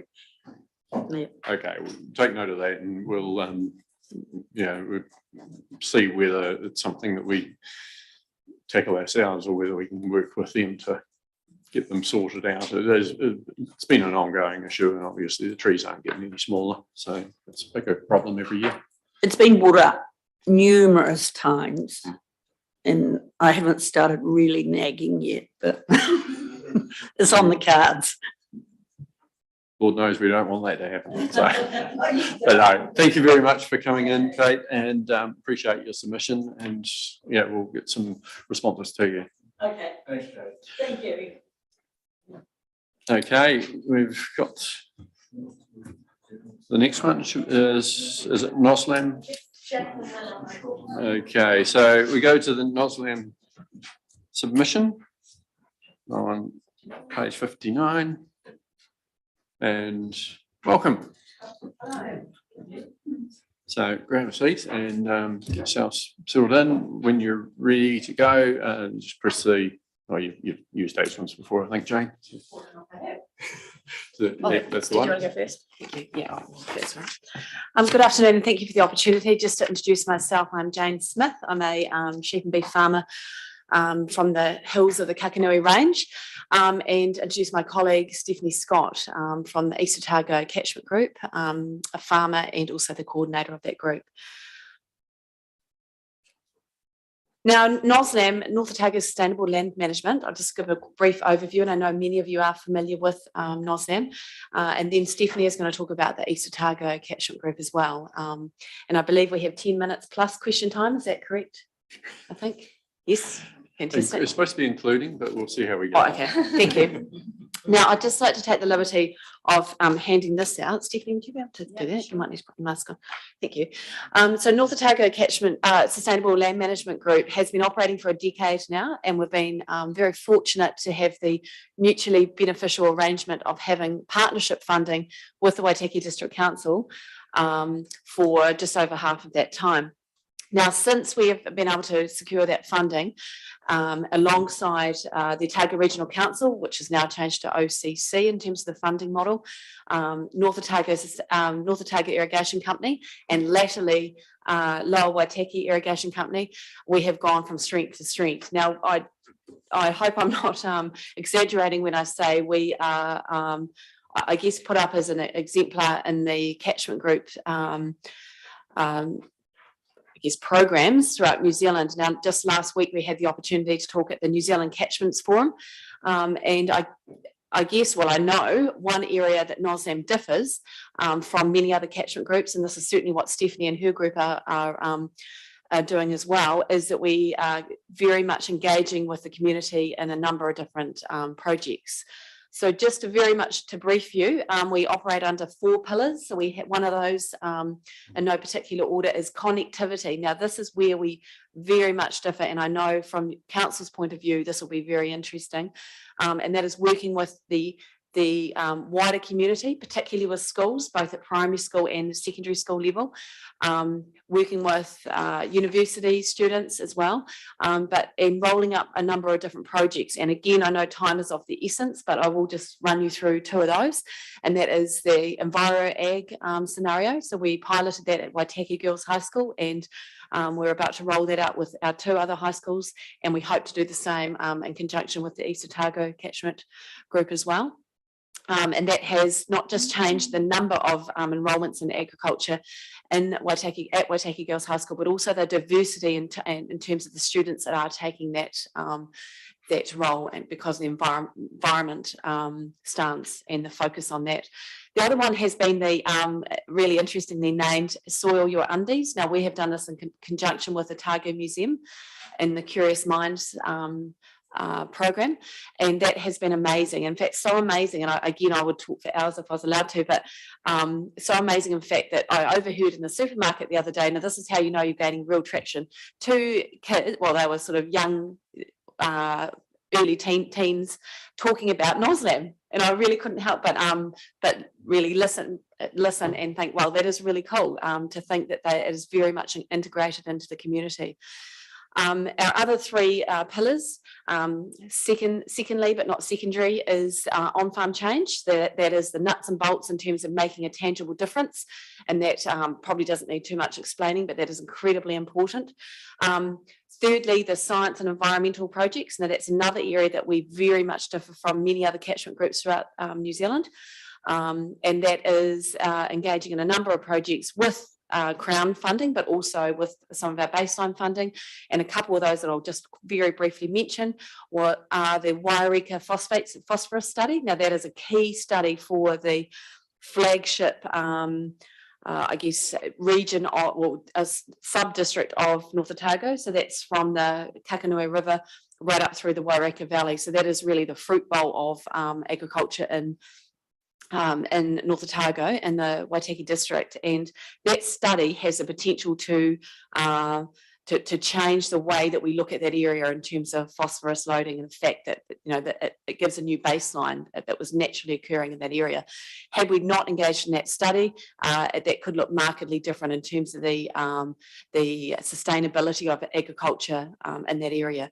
Now, lastly, we are working on, it's a pillar called future proofing. Now that is future-proofing everything that we do in terms of relevancy into the future, relevancy with the community, engaging the urban and rural people, and also future-proofing funding. So in terms of our partnership, and I guess that's part of why we're here today. Well, it certainly is part of why we're here today.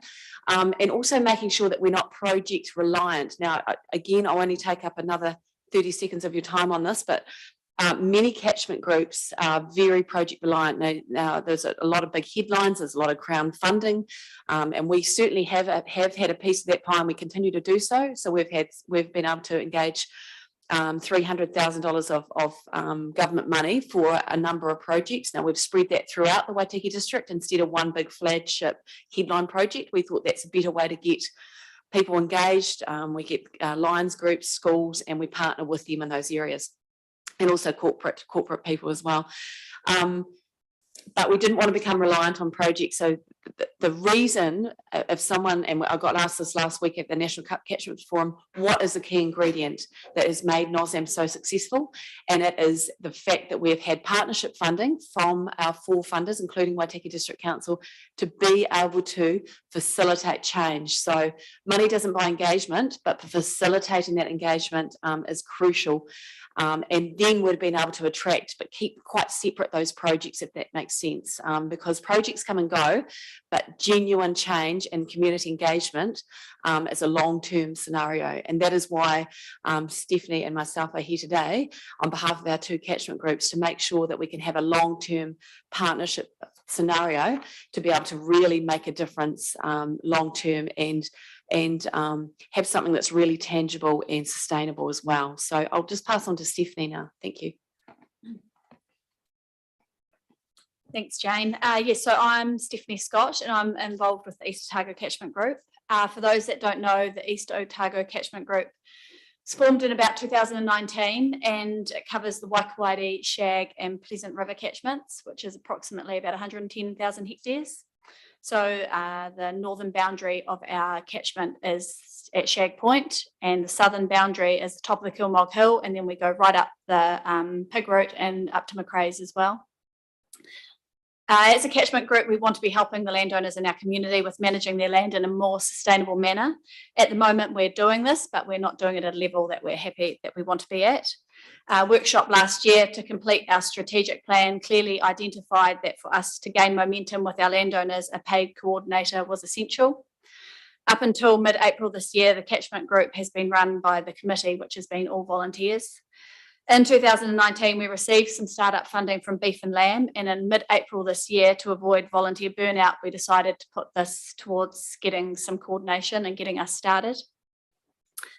As a catchment group, we want to help our landowners with their biodiversity, riparian and wetland projects and support them with their good management practices, whilst also being a catalyst for bringing the community together, in particular the community groups, the schools and the stakeholders. And we've already started some of this work. We're involved with the Soil Your Undies project with the primary schools in our area as well.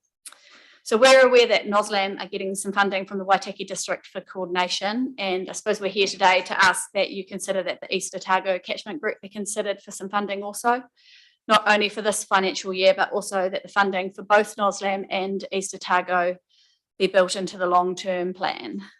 Long-term funding for both of us will enable us to focus not only on the year ahead, but further into the future with certainty. Riparian and biodiversity projects particularly span many years, and long-term funding ensures that our landowners and the community will get the support from their catchment groups from the start of their project to the finish. Is that time?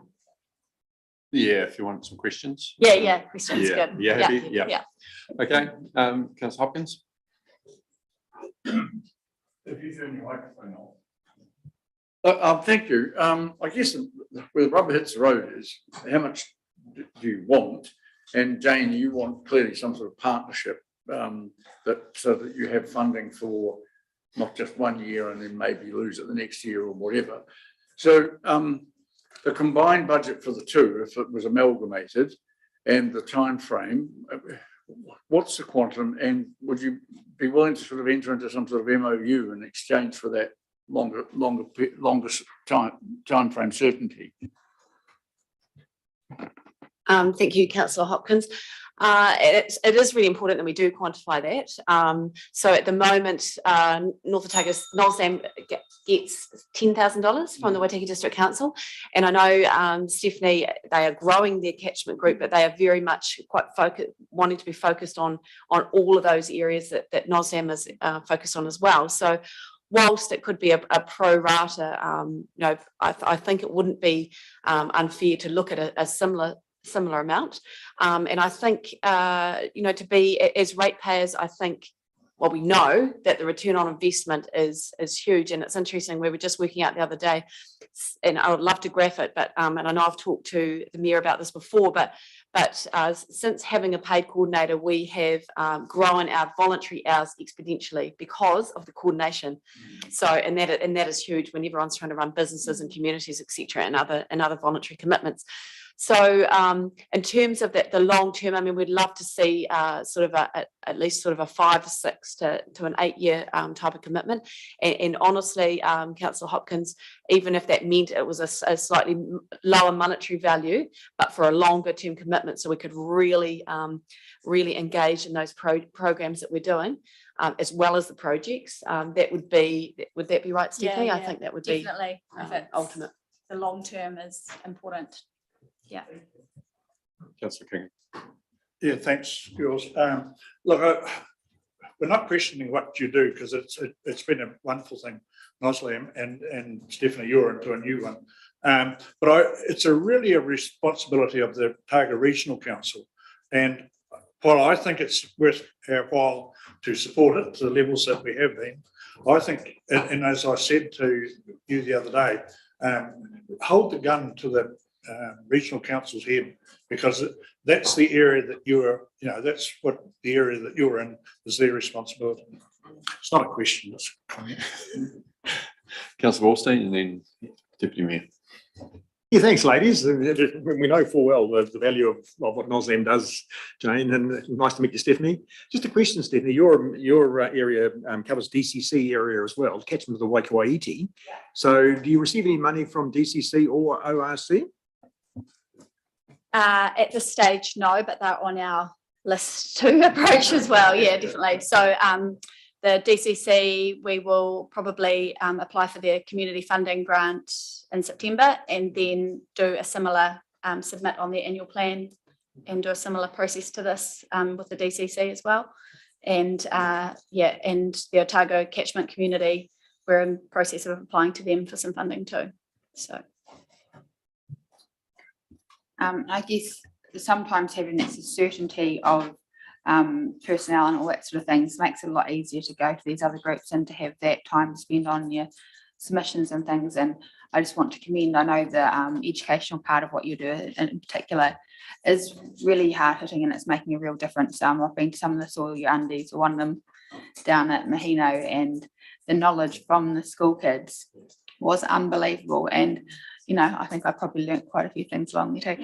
But it's changing the whole mindset. And I think when we talk future for local government and us actually, making these changes as a community, ground up, that's where it makes just massive changes to everything. And I think we talk about educational opportunities and things moving forward, and trying to feed into looking where the jobs are at and how we can actually support job growth in our community. All this stuff is where it starts. So I think it does fit in with what we do well. Not saying that I don't support you looking elsewhere, because that's always fantastic. But you can see you're bringing in many times more than what we're providing you. So welcome. I was going to say lots of wonderful things about you too, but I don't need to really. So it has been done. But no, you're doing a great job, and going far beyond just looking at biodiversity directly. It's all of those cause and effect type things as well, and really taking the farming community along with you, which is so good. Stephanie, we wish you all the very best as well, and we'll have discussions around whether we can allocate funding. But it's yeah, you're both good examples of where we can enable community to get on and do so much. And, you know, for a relatively small investment we've had in Nosland, we've achieved a heck of a lot through them. So thank you very much for your good work. Thank you. Councillors, we next have, I think, Karen Swain's submission, I believe, with Andy Pawazinski going to be speaking to that.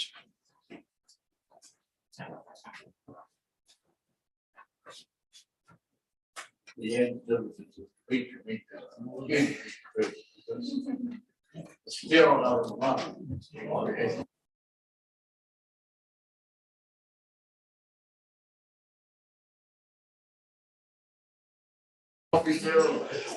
afternoon, Andy. So welcome along. So we'll just hand straight over to you. If you just use the microphone there, just press the right-hand side of that silver bar that's on there. Once you're ready to go. Okay, thanks for listening today, ladies and gentlemen. I come as the representative for some, if not all, of the new subdivision Bradfield Road residents on Parsons Road. And we've basically came together to discuss a few things around the roading. And we thought it would be a timely time to do this with all the plans, district plans, annual plans, etc., up for review. And the outcome of the residents, and hopefully I talk for all of them, not just for the Bradfield Road, but also for the other side. If you're not aware, which I think you would be, on the Bradfield Road side of the Parsons Road, there are current 11 new properties there. And on the western side, the 22 Hill side, there's another 11 properties there. Now, we all fully understand that with the adoption of the spatial plan into the district plan, etc., it is a good idea to fill in all those green spaces instead of urban spread. We acknowledge that, but with acknowledging that also throws up a load of anomalies that need to be addressed.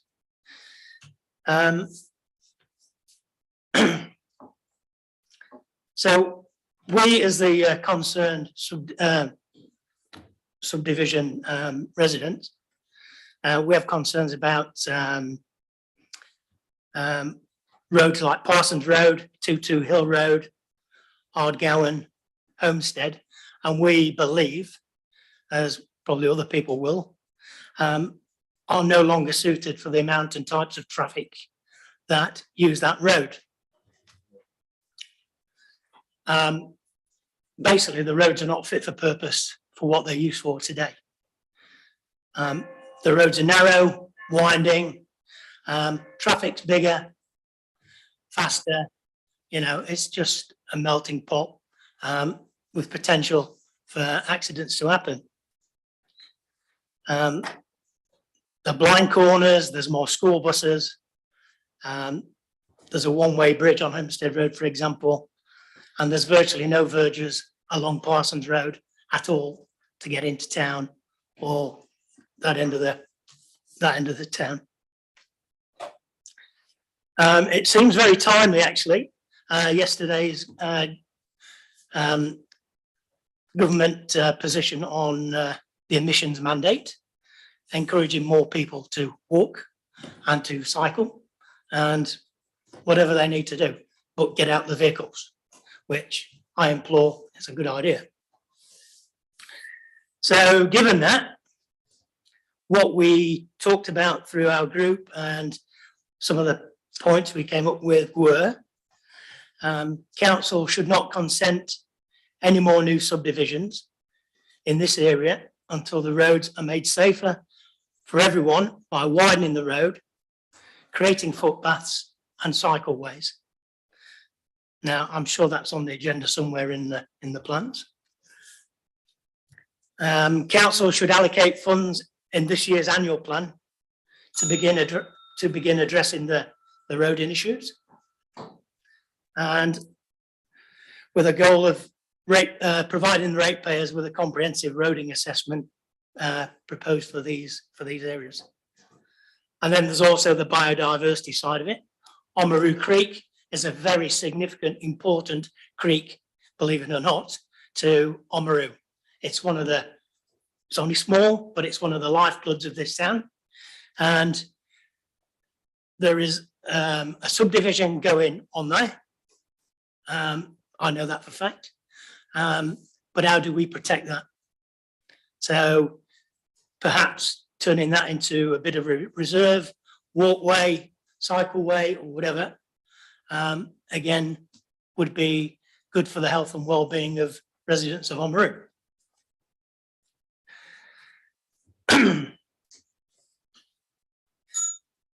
I won't go on to the other points other than the last point, which was one of our members is an environmental planner, and she lived in Queenstown in 2000, and she sees what's happening here now, exactly what was happening in 2000 in Queenstown with regards to, oh, we'll build it and then worry about that kind of stuff later.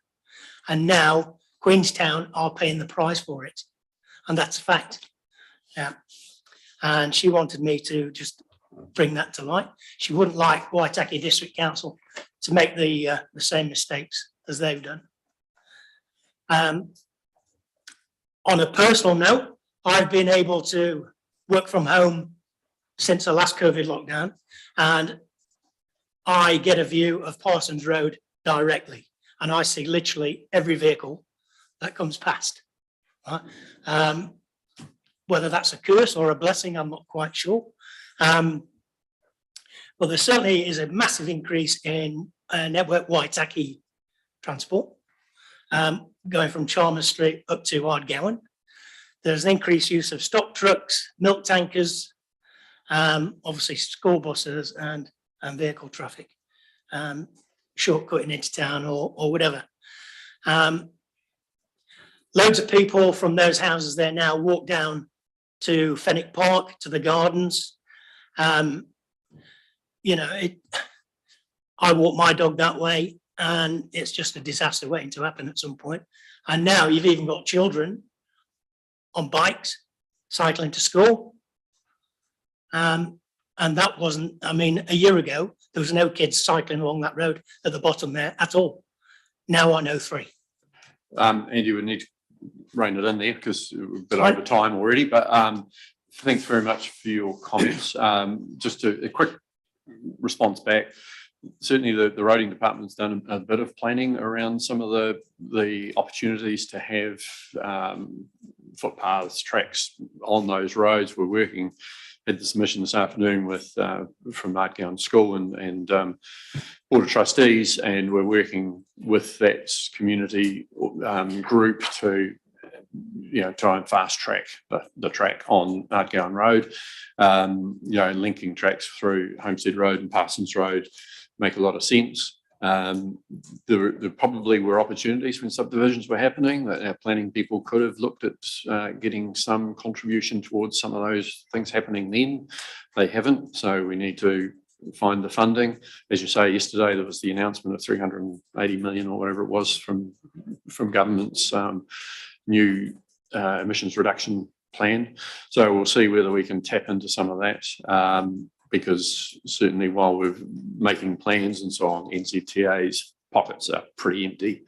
And, Auckland's got $2 billion of cycleways that they want to have done. So we're in a bit of a battle for funding, and anyway, we can make these things happen sooner rather than later would be appreciated, that's for sure. As far as the biodiversity trail alongside the Oamaru Creek, I think most of the land is privately owned along there, but we can look at, how do we... It is in the process of being sold. Right. So we need to look at how can we enable some of the things to happen along there, perhaps. as much as anything that, yeah, like, yeah, everything. We've got limited resources and what we can do at any one time. But thank you very much. And I want to point out Andy's the local dock ranger. So he does that in his spare time. And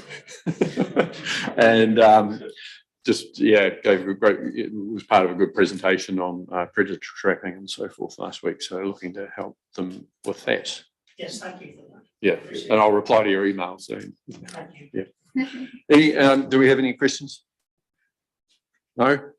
I just want basically also your views on subdivisions. The district plan consultation is happening soon, and that is a planning matter. So I'd urge you guys to look at that and submit. I really would. That's more district plan than an annual plan issue. Yes. But it's an important one. Okay, thanks very much, Andy. Appreciate you coming in. Enjoy the rest of your day. Yeah. Right, next we should have Fed Farmers. So it's the next submission in the queue. So we're just running a little behind time, but I'm sure Fed Farmers will talk really quickly. Hi, Angela. Don't worry about that. Welcome along. So yeah, we take it that your submission has been read, but I'm happy to hear anything that you want to discuss. Just press the right-hand side of that sort of bar. That's it. So the floor is yours. Thank you, and good afternoon to everybody. My name is Angela Johnston. I am the Senior Policy Advisor for Federated Farmers. I have apologies from Jared Ross. He had hoped to be here, but the stock truck was running late this afternoon. Guy uses that excuse all the time.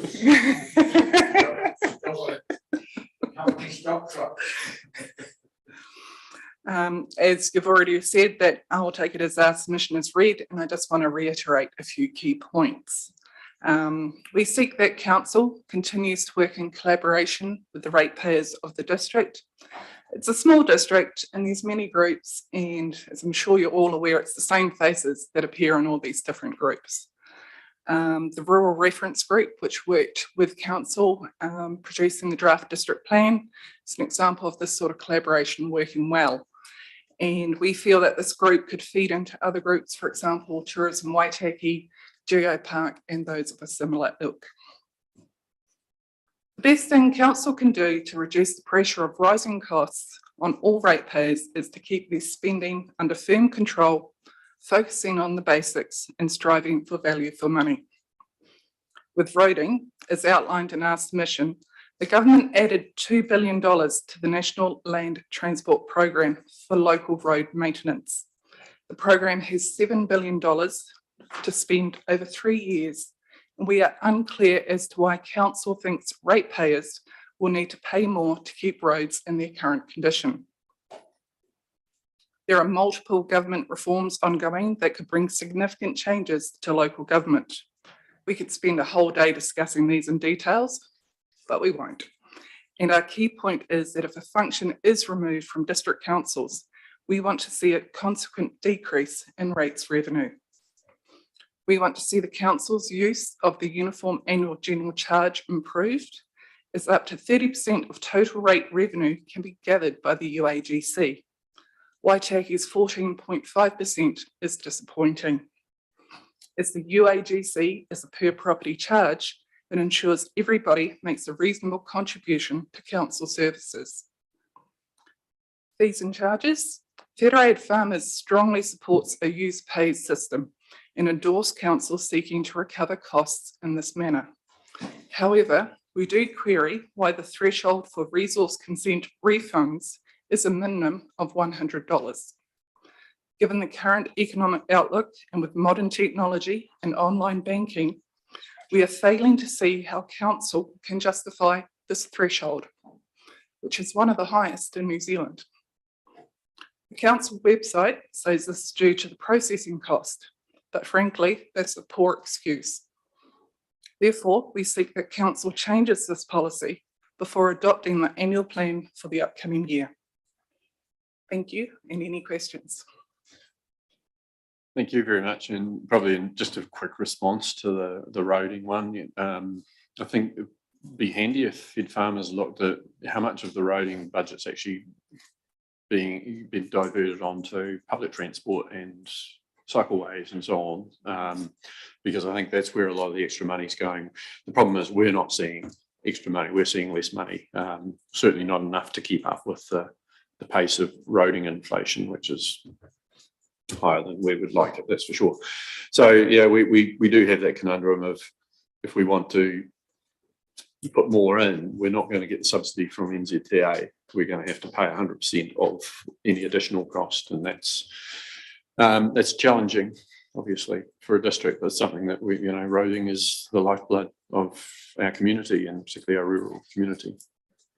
Anyway, councillors, we've got any questions? Councillor Hopkins. Thank you. Thanks for the submission. I'm trying to get a handle on the UAGC thing, because I thought we were higher than that. In fact, I recall when we moved funding for tourism and public toilets to UAGC, we were told from capital value, largely because of rural pressure, we were told that we were up at the upper limit, because I think a maximum of 30% of your income can come from UAGCs. So Paul may be able to comment on that one as well as you. And Paul, perhaps the assertion that is our library budget entirely capital rate funded or not? Because our library rate is a uniform. That's what I thought. Is a uniform charge, but by ward. So people in Corridor Ward pay a set amount per property, and that's less than the people in the Oamaru. That's fine, but the point is, the submission here, owning a farm is not a good reason to pay hundreds of dollars towards, for example, a local library. Well, in fact, our farmers aren't. That's the point I'm trying to make, and I think it's important that our farmers know that. But the UAGC thing, I'm just wondering if either or both of you would comment a little bit more on that.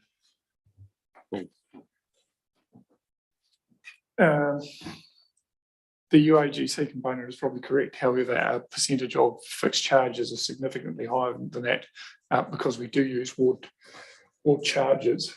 So I think our total collection through fixed charges would be nearly 50% when you include water and wastewater charges as well. So it's just the way that the 30% calculation is defined.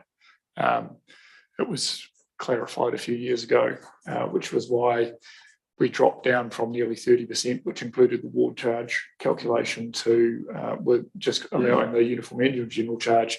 It is a smaller percentage, but our overall collection through fixed charges is still reasonably high. Anyone else? I suppose the question for federated farmers is, what aren't we funding with uniform annual general charges that you believe we should be?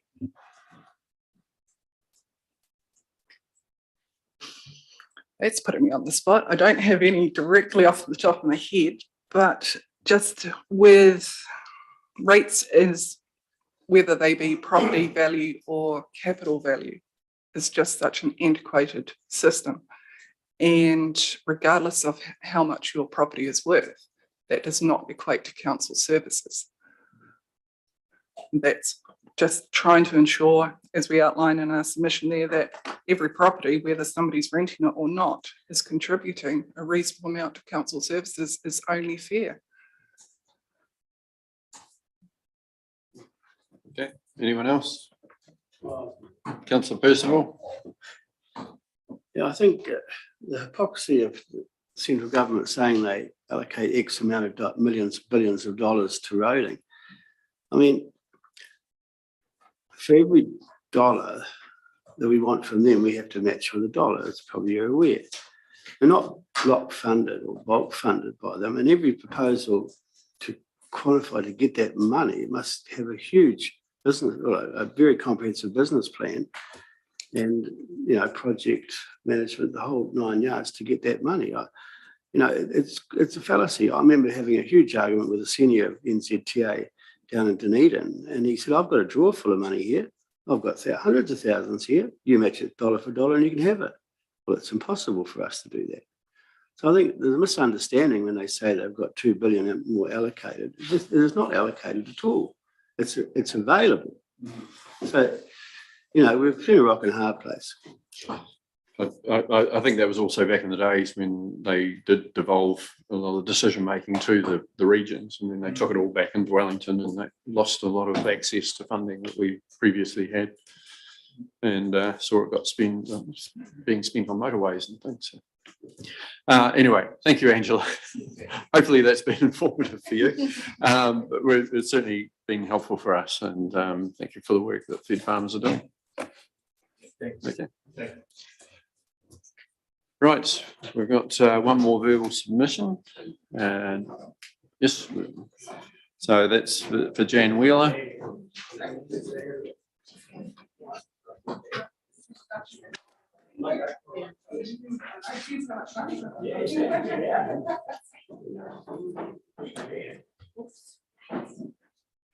Right. Hello, Jen. Welcome. Take a seat, and we're just using the microphone. So when you're ready, if you just just turn the microphone around to you, just on that bit. That's it, and press the silver button on the right hand side. You just need to press more firmly.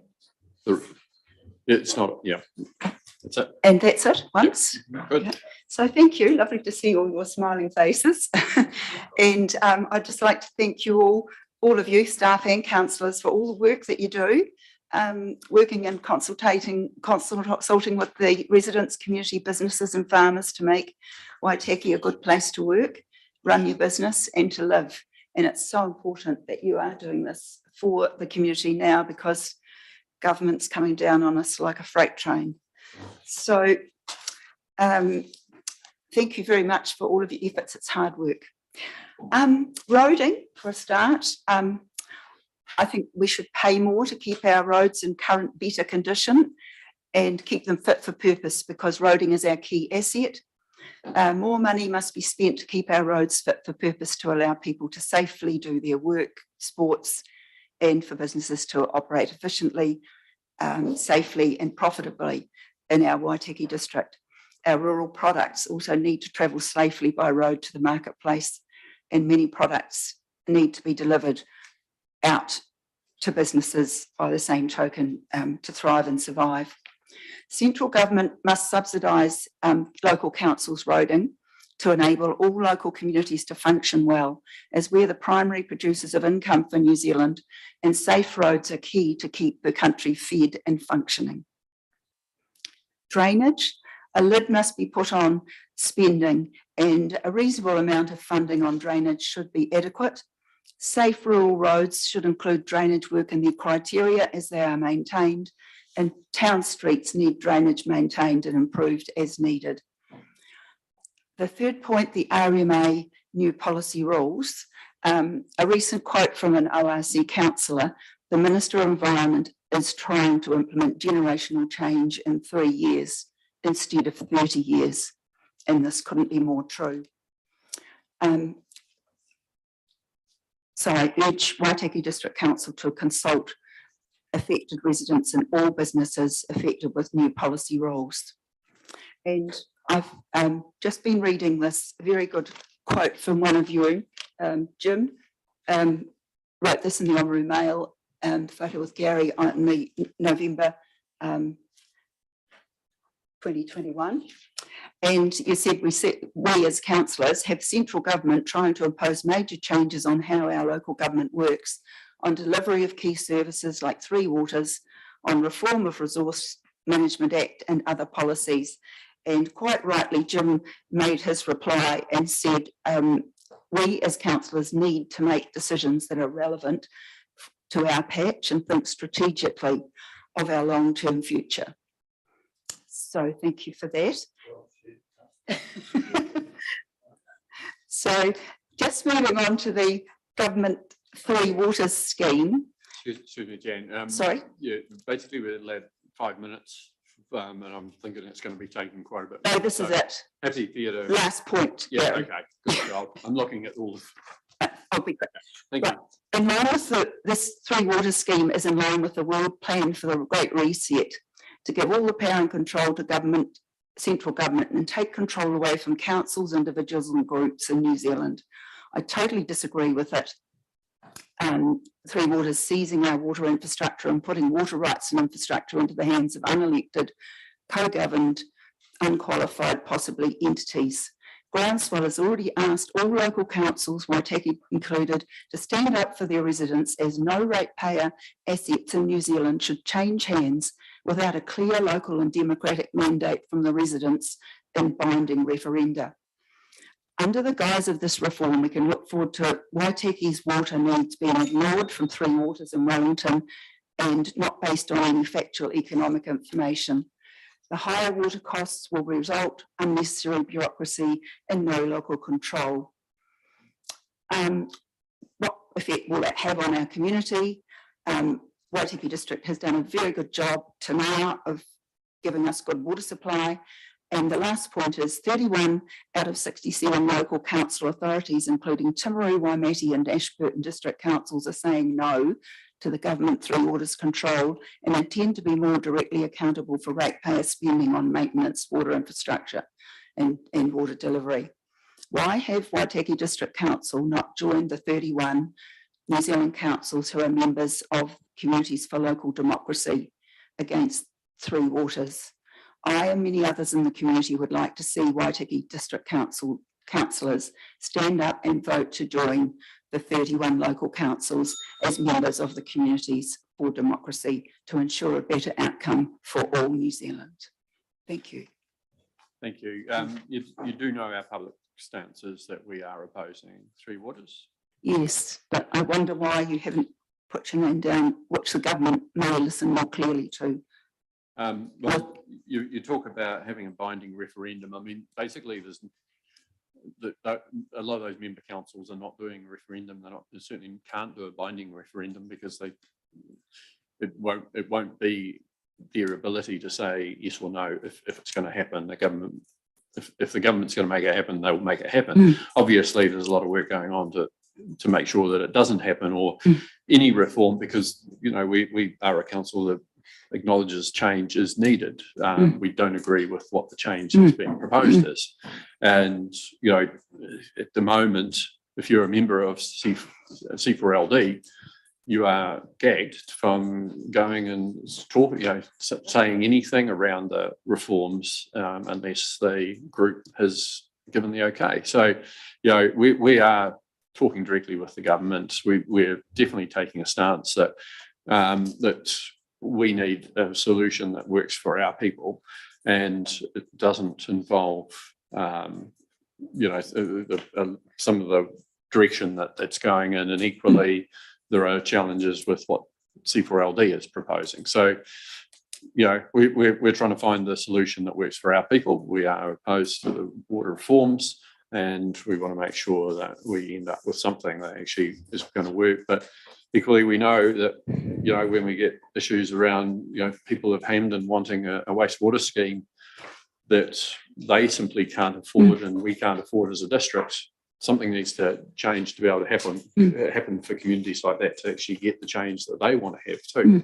But surely a more direct central government subsidising to renew water and water infrastructure would be traceable, controlled, and councils would be direct, and government would be directly accountable for what is spent. And a form of that would be helpful It for would us. not be unknown. That would be the type of solution. But yeah, anyway, we are opposed. We remain looking for the solution that works for us. Because the government doesn't like bad publicity. So anyway, do we have any questions, councillors? Thank you. Councillor Holding? Oh no, sorry, I thought you had your hand up. All right. Okay. That's good. No, thank you very much, Jan. Thank you all. Good to see you in the chamber again, and thank you very much for your submission. Thank you. Thank you for your work. Okay, councillors, that's the last of the verbal submissions. So we're going to take a break for 15 minutes and then we'll come back and go through we'll make it about 12 minutes actually. So about 20 minutes to 4, we'll come back and then we'll go through the rest of the non-verbals and, sorry.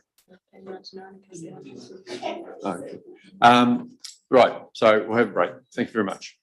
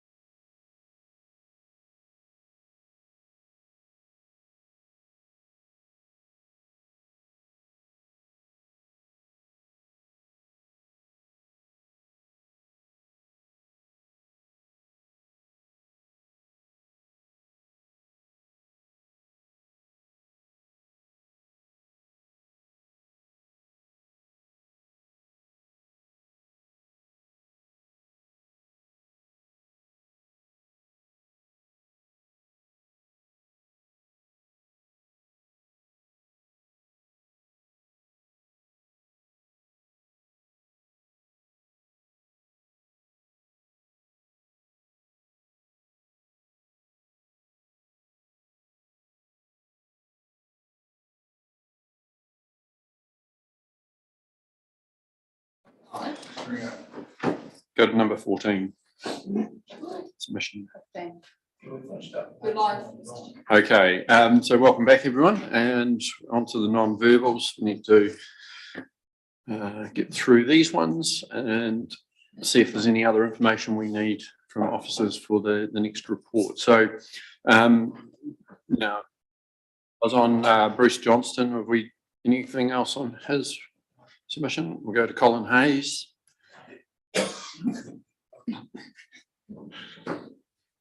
Yeah, nothing from you, Councillor Holding. That's good. Then Sandra Winder. Gary? Yes, Councillor Hopkins. Sometimes I feel that both Bruce Johnson's submission and this one, you know, get your act together, fire half the staff, put a bomb under those left so that we know they're doing some work, because there is very little visible to the community except the occupation of extra buildings. I think we should just push back a bit and say, you are wrong. You know, seriously. I mean, it's so easy for people to say this, and it is frustrating, and it must frustrate the staff as well, I would have thought. So I just think we should be a bit reasonably robust in replying to some of these.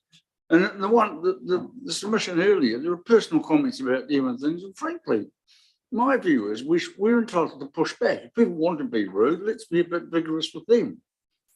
Yeah, there's no doubt some people have been quite obnoxious, but you know, that's their right, I suppose. But equally, we've got a right to respond to them and give them the facts. And you know, for someone to state that we've spent $4 billion on consultations over 2 years. Yes. I was going to ask that. So yeah, don't think we authorised that. So I mean, this is the ridiculousness of it. And when some people make these sort of statements, they might have been referring to the overall cost of the district plan review over multiple years. You know, that was over about, you know, the 7 years that it's been getting carried out, and what the total cost will be by the time we finish it. But would be maybe $4 million. But $4 billion is a heck of a lot of it. I mean, this is the thing. It's like we don't know, you know, it's so far out. We don't have no idea what they're actually talking about, and it doesn't really make a lot of sense. So we'll respond that, you know, they've got something wrong there, like at least 3 extra zeros than what would be needed, and a very different time frame. So anyway, we'll see how we go. But thank you for the comment. And that lady says she can't recycle paper. Well, she can. We should tell her, go to work. Look, you know, there's a nationwide problem. There was no market for paper, and everyone across the country couldn't recycle paper. Some was trying to stockpile it and ended up having to throw it in the tip because it didn't last outside where they were storing it. But, you know, that's further details to share. Right, next one was John Dustin.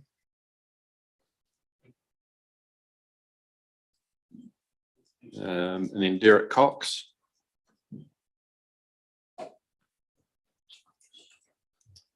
Then Graham and Susan Clark. Just on that one, this again is another situation where we've allowed a subdivision to happen and possibly created a problem for ourselves by not requiring a developer to at least share on some costs around the road that people are going to be having to access. Was the regulatory department. No, if we can pass that on, but I guess from an assets point of view, Mr. Hope, whether there's an ability to look at, you know, what's it going to take to at least get the access from those 5 properties, I think it might be across there, through onto Western Road. Councillor Hopkins. Yeah, look, the matter of the sealing of District Road was never raised at the time that the subdivision was consented and the hearings took place. It wasn't raised by planners, wasn't raised by submitters, and I think the entrance to the subdivision is back a little bit further west along Western Road. But Graham did come and talk to us, and I recall at a public forum he had some documentation which we said we would pass on to Roding. And as I understand it, that hasn't happened. So one of the undertakings we made to them or to him when he came to submit to us was, hasn't been followed up. I personally would like to see us trial something like Orca Seal, even at the Western Road end, not the other end, just for the 50 metres to the boundary of the house, something of that nature, because it is quite clear. You drive Tutu Hill Road, you drive around these roads in Western and think about that submission we had earlier. Those roads are rapidly becoming not fit for purpose, and they need to be remodelled and reconfigured and enhanced in response to the urbanisation of those areas. And I think this is something that I'd like to see our roading department commit to. Well, I think, they are doing some of that work. I'm just asking for this particular one, let's get a report on what's going to take to, it might only be 20 metres or something to at least allow them to get out of their driveways and to the road, to sealed road. Okay, so you're on this particular one or next one? Next one. Okay, Rose. Yeah. Deputy Mayor. Just the lights in the Oamaru Dog Park, I thought was probably a really good idea, and just wondered if we can look into that and get an idea of what that could cost. Yeah, the street lights are on the other side, which is might be easier if they're on the same side, but it's I thought that's again something that we can have a look at what the solution might cost. Next one is from Harry Andrew. Any comments there? Okay, Linton Winder.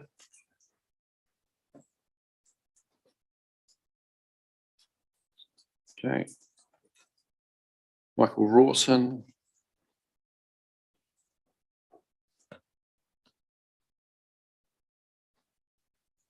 I have asked staff to, I think, have a bit more of a discussion with Mr. Rawson. There is I'm not sure if he's talking about a dump station as far as camper van waste, or which is one just along the road, or a dumping station as in somewhere to take rubbish and everything else. But Mandy, have you got a response there? Thank you for that. I just wanted to add to that. I spoke to Mr. Rawson following that when he had to withdraw from speaking to that submission, and he's been in conversation with the Ahuriri Community Board, and he appreciates that his initial idea isn't probably the right the idea that he put through. He is working with the Community Board to develop some wider ideas to try and bring tourists into that area more and actually spend time there. So he would like to bring that to council at a later date and have a further discussion on that. Okay, good as gold. And hopefully it's something within the budgets we allocate to them as well. It would be really handy.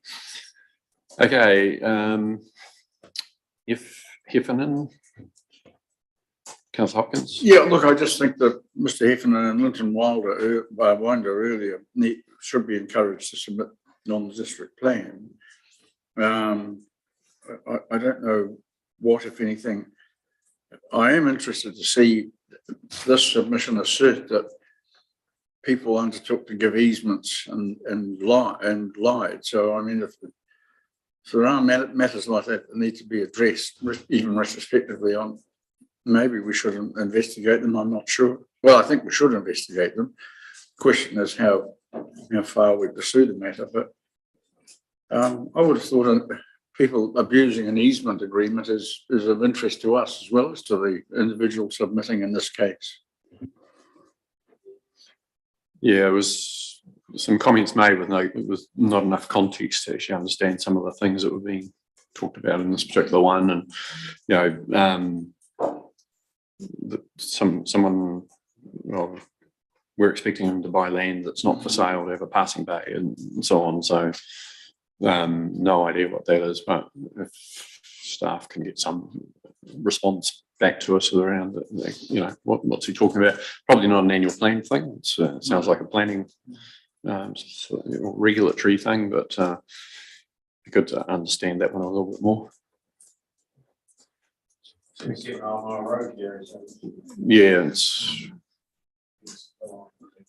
just an empty paddock at the moment. Well, sorry, Google Street View said it was an empty paddock, but it may have changed by now. Kerry Duff. I guess this is probably part of a bigger question, but Baker Street, which is obviously not far off the main drag at all, there in Western, it makes a bit of sense to have that curb and channel now. And I know we've had discussions around things like Kenilworth Road and that. And I just sort of would like an understanding of, do we slowly grow our network as need be, or does that stay pretty stagnant, and is that needing extra funding, or is there a program of works where we do start to add things as needed? So just, I guess, wanting a bit of direction from staff on what we do currently to see if we need to do something different. This is essentially a call on the amenity rate of Western, and which a lot of work's gone on adding footpaths into a lot of the streets where they didn't have them out there.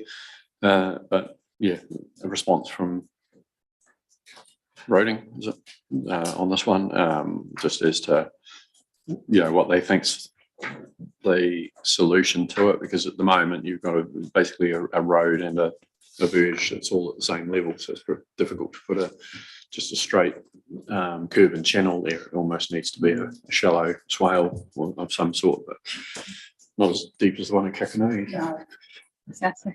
Beware it swales. But yeah, it is probably just a wee bit more than just Baker Street, because I know Kenilworth Road's come through in previously years, and I haven't seen it come through this year, but just in a bit of an understanding of how we grow that part of the network and how we make those decisions. And if we don't actually grow it, maybe there needs to be a budget line in there for us to start to prioritise works. Yeah, again, Kenilworth Road, I think, was the result of a subdivision that didn't have a requirement to put one out there. Someone builds a home there, and then where there's never been curb and channel and wants curb and channel. So those are challenges, and it needs to be on a list somewhere, so that we can work our way through them. But knowing projects like that on a list. Mr. Hope. There is no program or funding to expand curb and channeling pretty much anywhere in the district. It's a major piece of work that if there's a desire of council to, and that is one of the things we talked about, stormwater really is the absolute poor relative of the three waters. And I think there's still some debate about where it fits in the three waters reform. It is, in terms of physical action in response to climate change, it's probably one of the bigger areas that we need to actually do something, and whether we're forced to do it voluntarily, I think that's something we're going to grapple with over the next few years. I did wonder if that was the case, and I just wonder whether there could be a suggestion come from officers as to what could come through annually that might start to get a bit of a fund, so that in 3 years' time we can do one small area or something like that. And I understand that there also needs to be a plan at some stage, but while we're putting nothing into it, we're not improving anything. So just is there a midpoint before we've actually got time to look at the whole plan, so that we're actually starting to gather some funds ready to do something? Yeah, it's if you look at other places that have problems being quite flat, very difficult to get water away, and perhaps not having places where it can get away to. Christchurch has got some great examples of using hydraulic neutrality type devices, things, and you've got car parks where they've got natural drainage into the ground and so forth, built into the designs, and trying to make sure that you've got some of those sorts of things. But it's whether you have to dig a large pit to actually create that absorption into the ground, and just quite how you do it. So there are some of those types of solutions, because at the north end the problem is, and increasingly in Parsons Road sort of area and so on, you're getting all of this stormwater being captured with on houses and so on, put into the one area, and that's where the flooding then happens. So no easy answers, but I think it is about do we start building up funds to address some of those challenges. Yeah, Gary, I think we have to. I mean, this person cites health issues at their place. And I guess I had assumed that building curb and channel was an automatic part of any footpath upgrade or establishment. And if curb and channel is separate from footpath creation, I don't think it should be. And it certainly seems to me that we need to have a budget for curb and channel extension. It seems to me axiomatic. Yeah, the problem isn't building a curb and channel; it's where the water goes to. And that's a whole that's a pipe network plus somewhere that it actually ends up. There must be some articulation in Western. Surely there must be a stormwater. There is a small amount of stormwater system there, which is more than most places have got. Right. We'll work our way around now.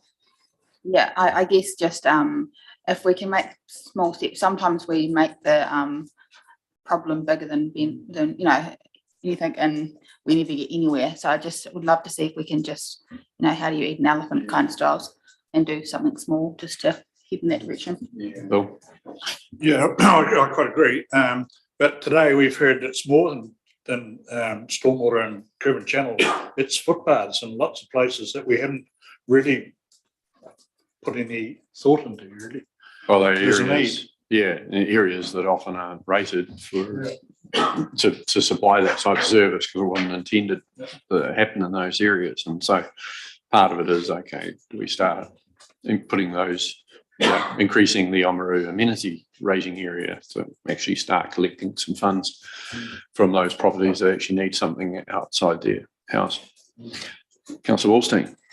Yeah, thanks, Gary. Baker Street. Did Baker Street miss out on the Western footpaths upgrades and everything else? I think it was considered one of those small streets that was quiet enough that didn't need a footpath. It wasn't worth putting a footpath on.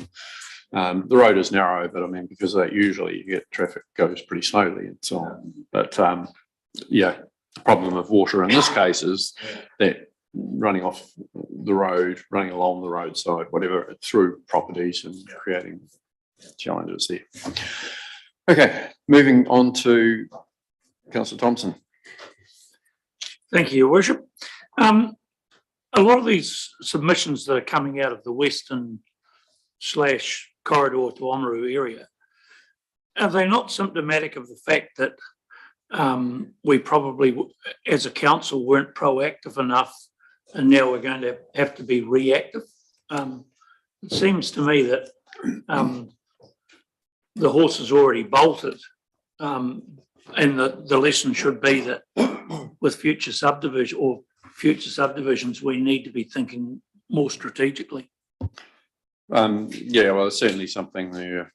There's been some subdivisions where actually part of the development could have actually been to put a footpath connecting through to existing footpath or making a contribution towards that. And I think that's where I make the comments that the planning department needs to be more mindful of some of those things. If you're going to have 4 or 5 properties all going onto a gravel road and you need to seal 30 metres to connect that to the current seal, then how do you make that happen? So it is about being a bit smarter. And as the submission earlier said, we don't want to get like Queenstown, where you get all this development happening and none of the infrastructure to support it.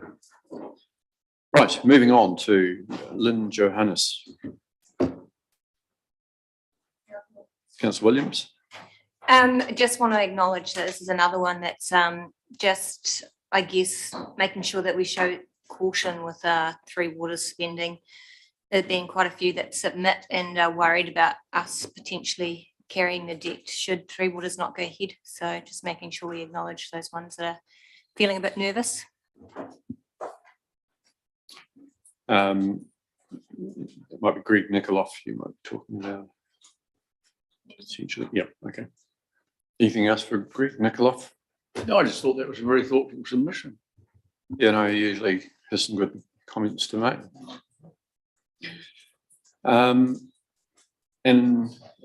Sorry, Anne Sutherland.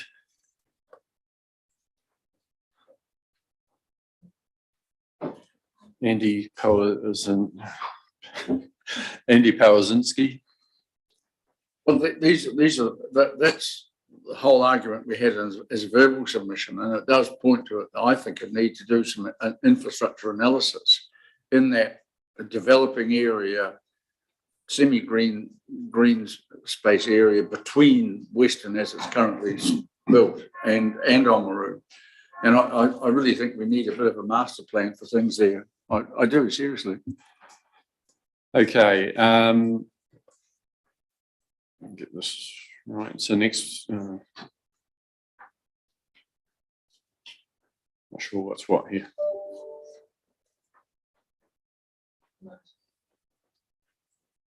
What's the email that CRM treating it as submission? Okay. Right. So Kura footpath issue. Okay. Then Sport Otago.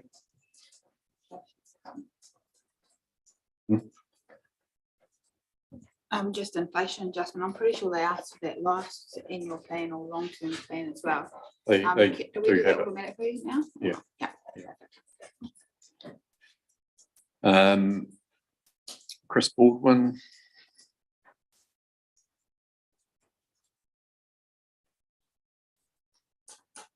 The next one's from the New Zealand Chinese language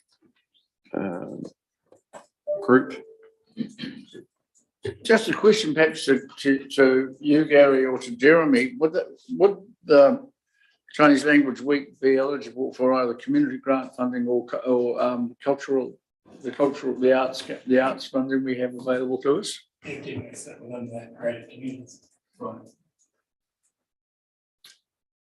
Right, Jeremy will take care of that one. Great.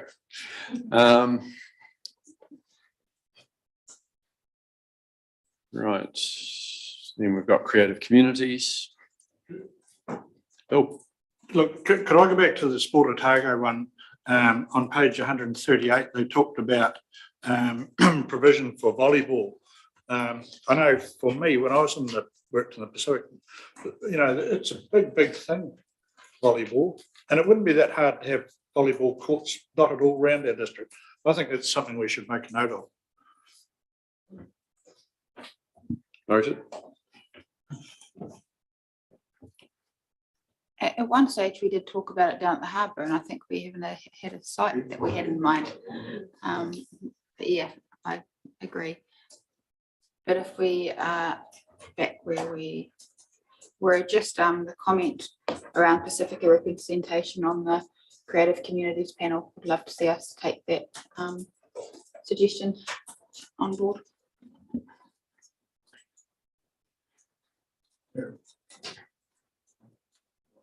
Hannah, sorry.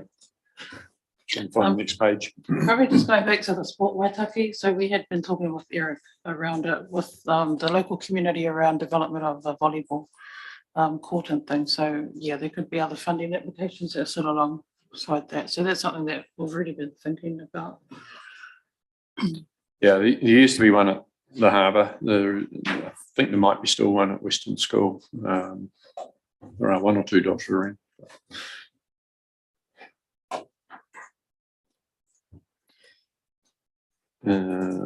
Right, I think we're on Ahuriri Community Board. Wahimo Community Board, yep. First of all, then the Ahuriri.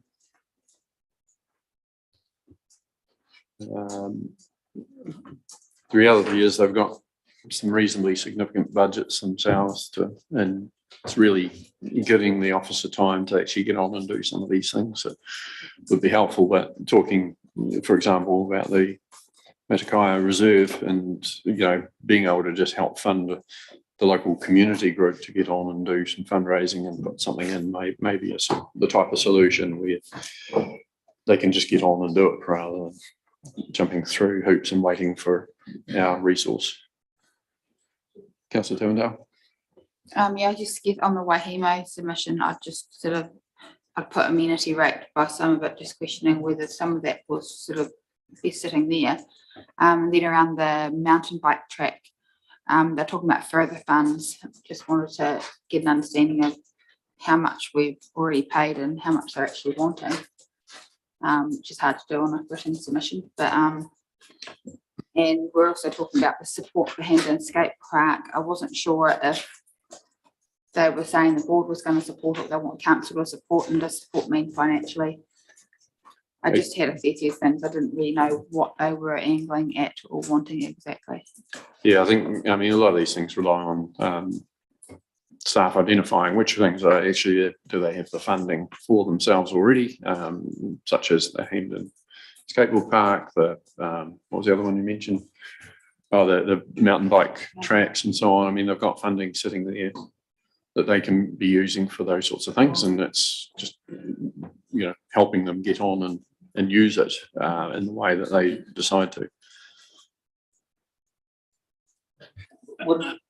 Jim T. Oh, sorry. I think from memory, the mountain bike track, $5,000 was allocated, but it was had to be done through the North Otago mountain bike club to legitimise it. So that's what's been spent so far. I'd just draw your attention to something that came to the community board and the community board supported, and I see it's also been attached as a submission, but it was from ratepayers in Palmerston who camp up the lakes, and they had asked the question why we can't discount Waitaki rates, and that's the exact question that I'd asked when we put it up, and I think it still remains valid today, that if someone was coming in here and could produce their rates document, that we can't discount them compared to the interlopers that we're making pay full price. Our friends from over the border, we call them. So yeah, that's a discounted resident camping fee. So yeah, it'd be good to get feedback on that one. Yeah, declaring an interest in that as well. Just a question for officers, perhaps. I'll pay. Well, I'm looking at saying at the Wahimo one, the board would like council to consider funding ongoing maintenance of rabbit control. I thought we had that, didn't we? Canvass this a bit earlier in the year, and haven't we set aside some money for that? Yeah, we have. I'm really mindful of we're 10 minutes over time. We've got people waiting online to join the Zoom from 4 o'clock, and some of them charged by the hour. Right, David Rush.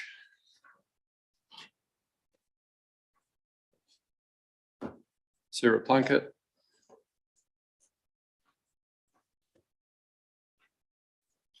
Hamish Newton.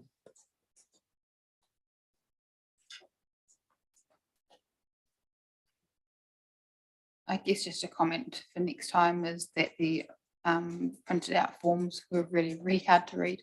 So maybe we need to just look at that differently next time.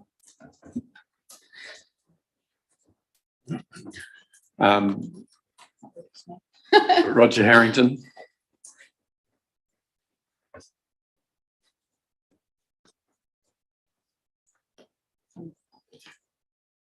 And Alexandra Inram, I think.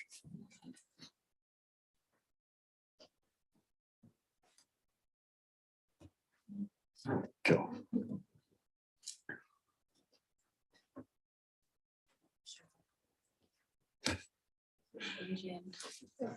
My device is just jammed. Now we're on to that one. Okay. Right.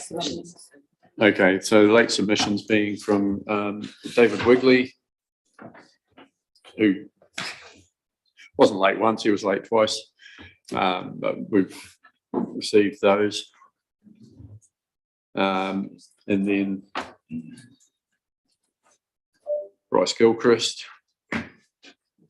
The weekly submission should go to Eric and Parks and Reserves. I mean, he's making, on the face of it, he's making some interesting points that he may be wrong, but I think it warrants a little serious consideration of the point he's making about reserve maintenance.